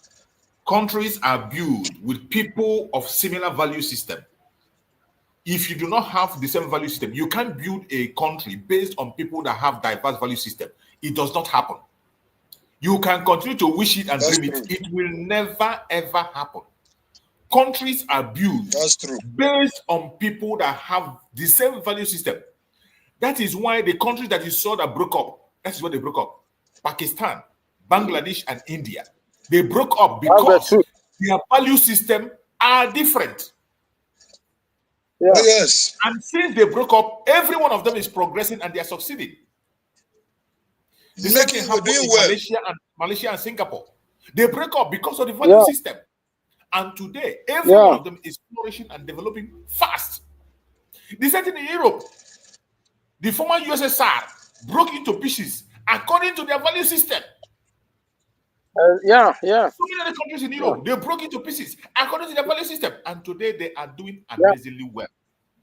If you continue to teach this lie, propaganda, and dream that somehow you are going to force us together with people we do not have anything in common with. In Nigeria now, there is no center, there is nobody that is called a Nigerian. There's nobody called a Nigerian. And there is nobody patriotic in Nigeria. That is why in every time they conduct election, you will hear Igbo presidency, Fulani president, Ijaw president, Hausa president. That is what you hear in Nigeria. You cannot hear of a Nigerian president campaign. You can't hear it. You begin to hear that undertone every time. Oh, it is my turn. It is my turn. It is my people. It is our area. Because we have the revised value system, and no matter how you pretend, it will never work. It is a time bomb that will definitely explode when the time comes. The only people today that are offering the solution is the Biafran people. The only solution is the United States of Biafra. United States of Biafra is the solution. That's true. And we are not pursuing this out of selfish interest. We are not pursuing it out of hatred. We are not pursuing it because we are pursuing it to save mankind, for the benefit of mankind, to favor every human being, to make sure that security increase in the world, to eradicate terrorism. That is why Biafra is offering that solution. And the solution remains the United States of Biafra. Today, it has been declared. On the 29th of November, we declared the United States of Biafra. Today, we are pursuing recognition of the people of the world.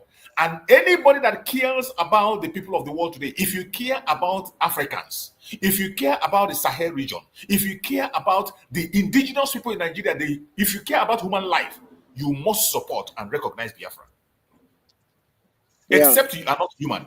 If you are human and you are part of those seeking for solution for every ethnic group, every human being to live as human being in Nigeria, to remove terrorism, to make Nigerians stay away from supporting terrorism, you must support Biafra. If you don't, you are building something that's going to swallow you. The Biafran people will have the option. The alternative is Biafra. Biafra, Biafra, Biafra. The United States of Biafra, and there is no going back. That is where we are. Whether you like it or you don't like it, we are coming on the right table. We are coming diplomatically, we are coming politically, and we are coming on self-defense also. And on these three major ways, Biafra will be recognized and restored, whether they like it or not. We are going to be rounding up on conclusion now. And on our closing remark, I will allow my beloved brother Okafor to give us your closing remark as we close, because I have to go for other assignments. Go ahead and give us your closing remark, my brother Okafor. Thank you, my brother Choose. I want to use this opportunity to thank everybody that have contributed. We are, by God, special grace of God, we are going home. Biafra is our home. Exactly. We don't have any other home. And God gives it to us. And no human being can stop us from living in it. Exactly. This our brother. He called himself Chidebele. Most of them now people will be say they are looking for cheap recognition from the zoo. Some of them now Fulani blood. People will be after the war, their mama follow Fulani. They burn them. So that blood is still there in them. Some of them, now people where they pay to betray themselves. So to me, I don't even see reason self to even talk about that Oteleshua. These ones are the slave now, people where they don't chop. So my brother Chooks, we are moving forward. Our Deputy Prime Minister, she's moving forward. By special grace of God, in no distant time, nations will begin to recognize Biafra. In no distant time, nations, United Nations, and other world powers will begin to recognize us. What they are waiting now, they are waiting to hear a speech from Trump, which in no distant time he will speak about Biafrans. Having said that, our brothers, tomorrow is the first fundraising of the United States of Biafra in the year 2025. Please let all of us come together and support the lioness to do the needful. If you look that woman, you will know that she know what she's doing. She's following the template. So I'm urging everybody to support her spiritually, physically, and otherwise. Please donate, donate, donate, donate, donate. If you have every opportunity, please preach Biafran to the world. We remain the black Jews. We remain the choosing one of the Almighty God. Biafran land is that land that Jesus asked the world to pray. It's only in Biafran land that the kingdom of God will come on this earth. So no human being can change it. Biafra is the only thing holding Christ. Because there's no place Christ will come and match his foot, if not in Biafra land, the holy land. We are the people that is coming to liberate. So please, let's support. Let's support. Let's support. I want to thank the medias who go 247. All the medias in the United States of Biafra. Please keep on preaching the gospel. Keep on, keep on. We are already there. The enemies no get anything to. They can't do anything. They can't. They can't. Our people say animal don't pass, now glass don't they shake. Animal don't pass, now glass, now the leaf just they shake. Animal no they there again. As they no fit stop the declaration on 29, they don't lose it forever. They don't lose it forever. I want to plead on our people, the men on the ground. As I told you people, don't make mistake. Oh, we have only one government. And that government is the United States of Biafra, headed by Ngozi Orabueze, the Deputy Prime Minister. Please, don't follow people that have selfish interests. They are nothing like tribalism in the Biafran struggle. We are one family, whether it be Bibio, whether it be Shakili, whether it be Ijo, whether it be Igbo, whether it be Igodomi Godo, we are all one. Whatever everybody is doing it on behalf of Biafran. We are one. And if you see about a missing road, please call him or her back. Call him or her back. Especially those slave that is still on the other side, waiting the day where we go fall. Your name is sorry. Biafra don't come, he don't come. Now forward do they move. Now forward. If you like, you join the moving train. If you know like a day shall come, you give account of your everything you have done. Thank you, my brother. Choose. Keep it on. Keep it on. We are not going back to Brigi. Thank you so much. We are no more in a Biafran Republic government in exile. We are now a full nation, United States of Biafran. That is where we are. Yes. So anybody taking himself back should keep on going backward. We are moving forward. Yes. Very soon our leader will join us in no distant time. And all these enemies we're lost forever.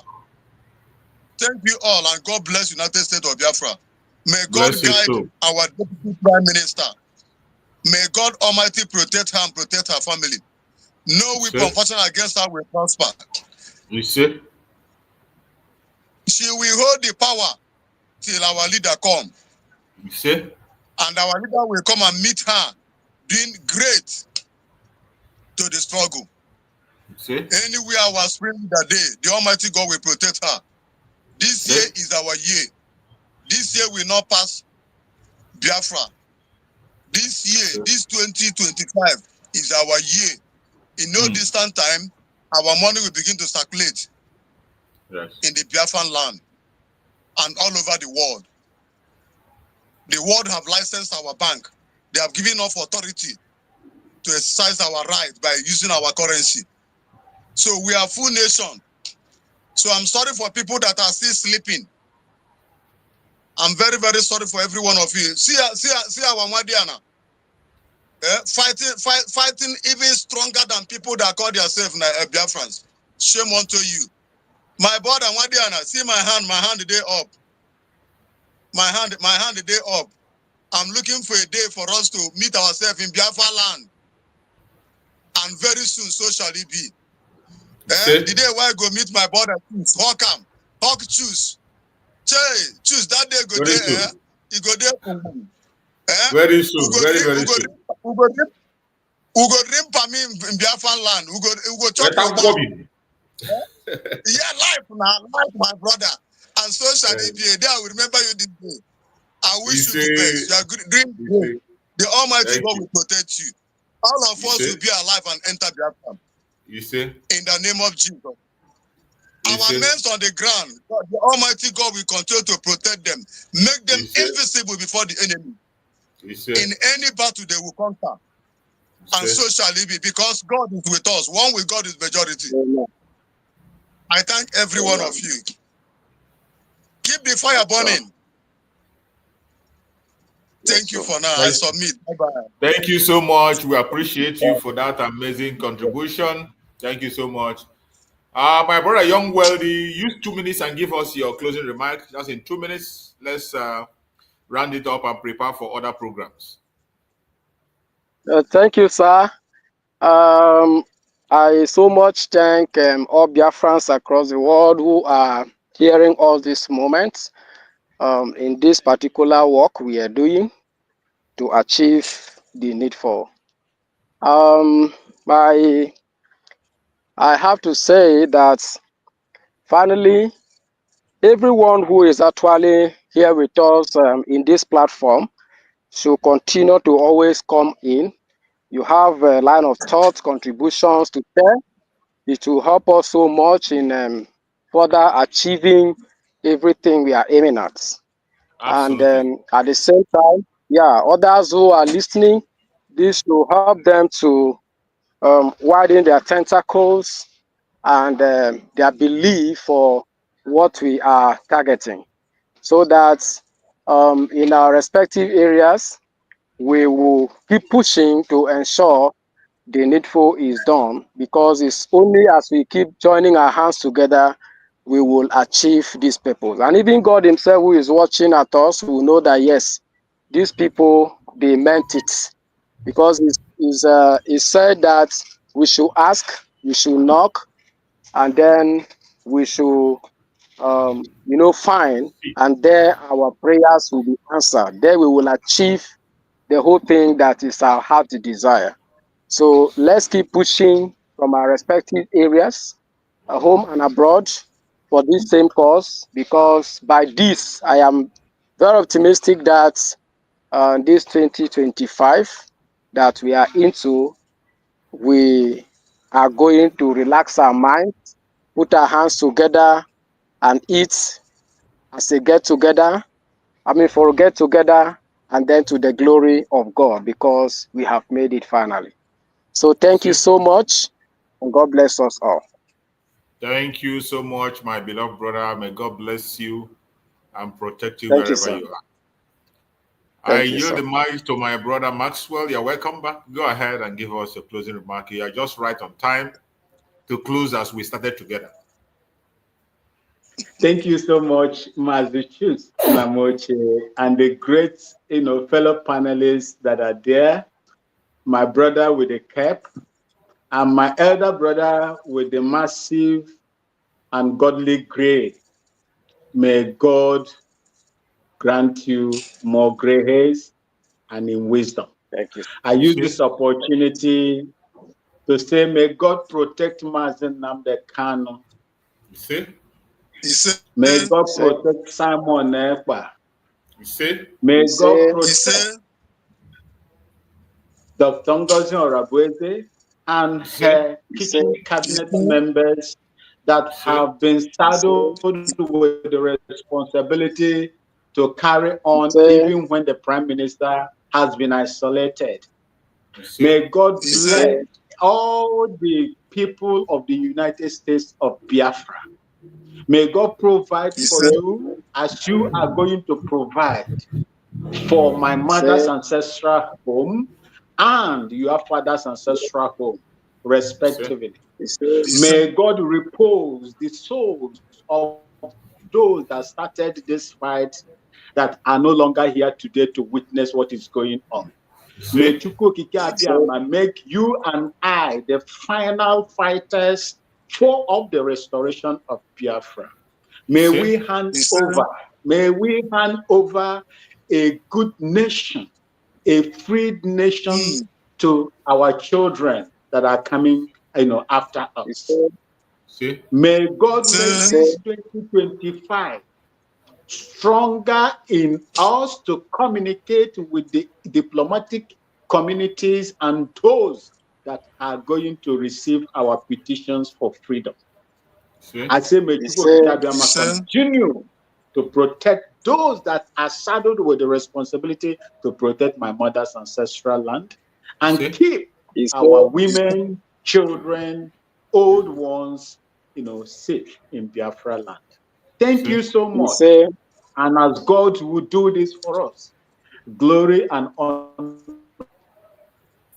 will be only for him alone. No one would deserve the glory but him alone.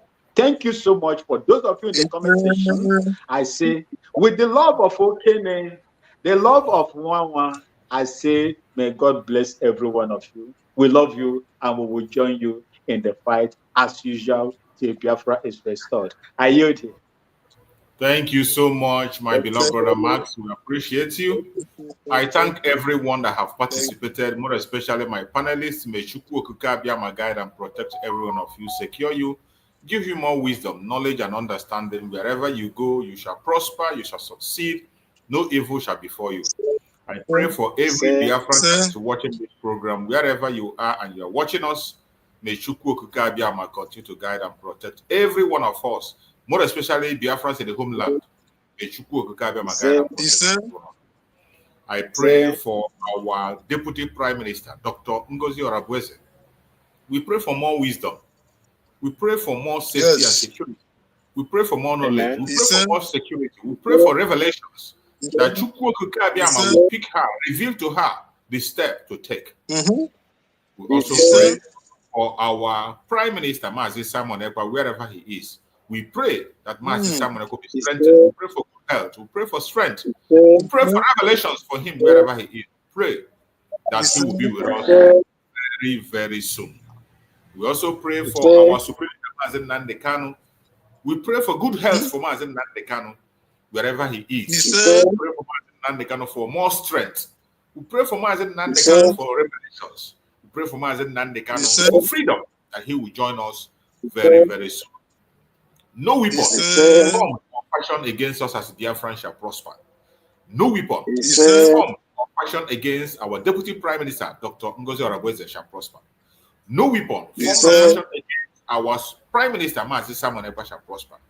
No weapon formed or fashioned against our Supreme Leader, Mazi Nnamdi Kanu, shall prosper. Thank you so much for being part of this program. I appreciate every one of you, and I will see you again tomorrow, same time, by the grace of God. Don't forget, tomorrow, the fundraising tomorrow, the very first fundraising of the year. Be there. No matter how little, no matter how small, be there. Make sure you reach out to your own area. In the 40 states, if you know your administrator, reach out to your administrators and find out the way you can be able to celebrate the new year with the United States of Biafra. Very important. Thank you so much, and see you again tomorrow by the grace of God. Stay safe and see you. Bye-bye. Thank you. I want you to understand that forget whatever that is going on social media. Forget whatever that the Nigeria terrorist states are saying on social media and behaving on their National Assembly. They know that the game is over. I am telling you the fact. The northern Nigeria know that the game is over. I know what is going on within them. The presidency of Nigeria know that the game is over. The Senate President Akpabio knows that the game is over. The only people that do not know, or maybe they are just skeptical, are the gullible one Nigerians who are believing in the Nigeria terrorist army that they have the capability to eliminate Biafrans, don't knowing that I actually lost the war already before even the war started. Email, 2 email addresses attached to that place. That is the only place you can send your email if you are interested in joining the Biafra security, military, defense force, and all that. Only through the email. There is no form for now that is out there by the United States of Biafra for recruitment into security, defense, liberation army. No form at all. Anywhere you see any form, anywhere in homeland, just know it's from the criminals. Do not fill the form. We see the criminals parading and telling people to voluntarily join. That is criminal. It is not from the United States of Biafra government. All the foot soldiers that are working for the United States of Biafra, they have been sending their application using the approved email in that memo that was sent out for the recruitment of Biafra military and security. And if you go to that memo, there are only 2 emails. Send your request to that email. There is a team that is processing that. There are people that are going to do the interview. They will call you, follow up with you before they can even do anything. Please, for now, any form you see parading in homeland for people to join Biafra military, just know that it's from the criminal elements. Do not join them. Thank you so much. Talk about a CRC committee that has been officially dissolved by the Biafra Republic government in exile in a constituted meeting with a vote of 20-9. That committee was dissolved. Then these lobbies went ahead to post on Twitter that the CRC appointed somebody else. I mean, the analysis by our legal department on the action of these lobbies is really very, very grave. I don't know if that lobbies have realized the degree of the harm he did, not just to his profession, but also he tried to do to the government.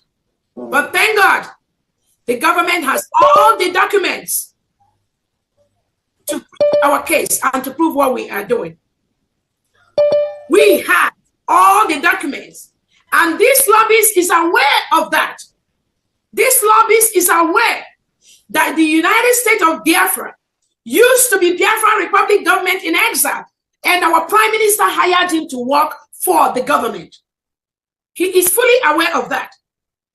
He is fully aware that the Constitution of the United States of Biafra, my signature is there.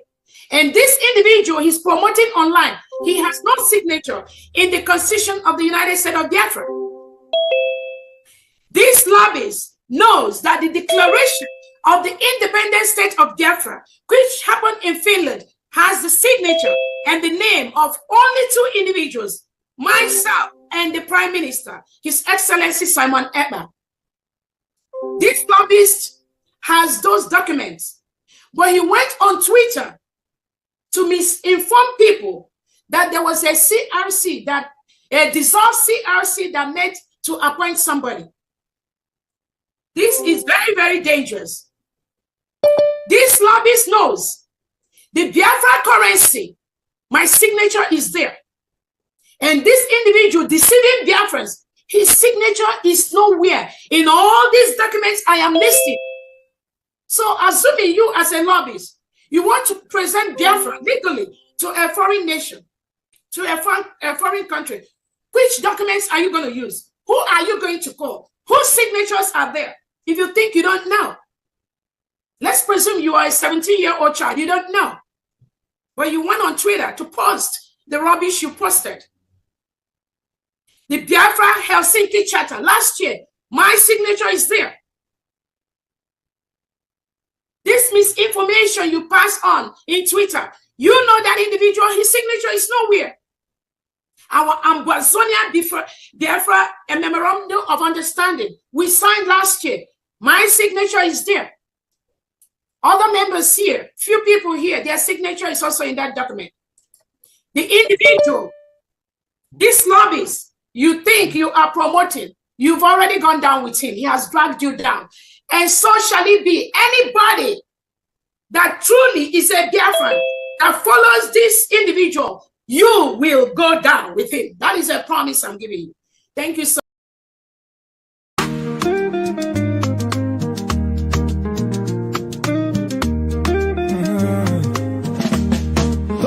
Oh, Mama Biafra, where you dey?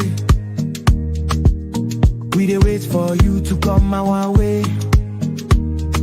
Simon Ekpa, you dey fight like lion, keeping Biafra safe from Zion.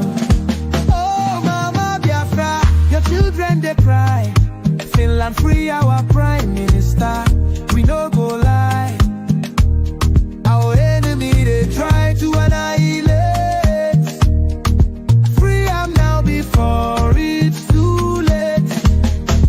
Freedom no be small something. Now waiting we dey demand without fronting. Biafra land we want them strong. We Simon Ekpa we go march along. From the east to the west we dey shout. Mama Biafra, yeah, I'll call no doubt. Enemies close, but we stand up tall. Together we rise, we no go follow. Oh, Mama Biafra, your children they cry. Finland free our prime minister. We no go lie. Our enemy they try to annihilate. Free am now before it's too late. In unity we go they strive. Fight for freedom, we go alive. With courage and strength we they fight. Mama Biafra, our guiding light.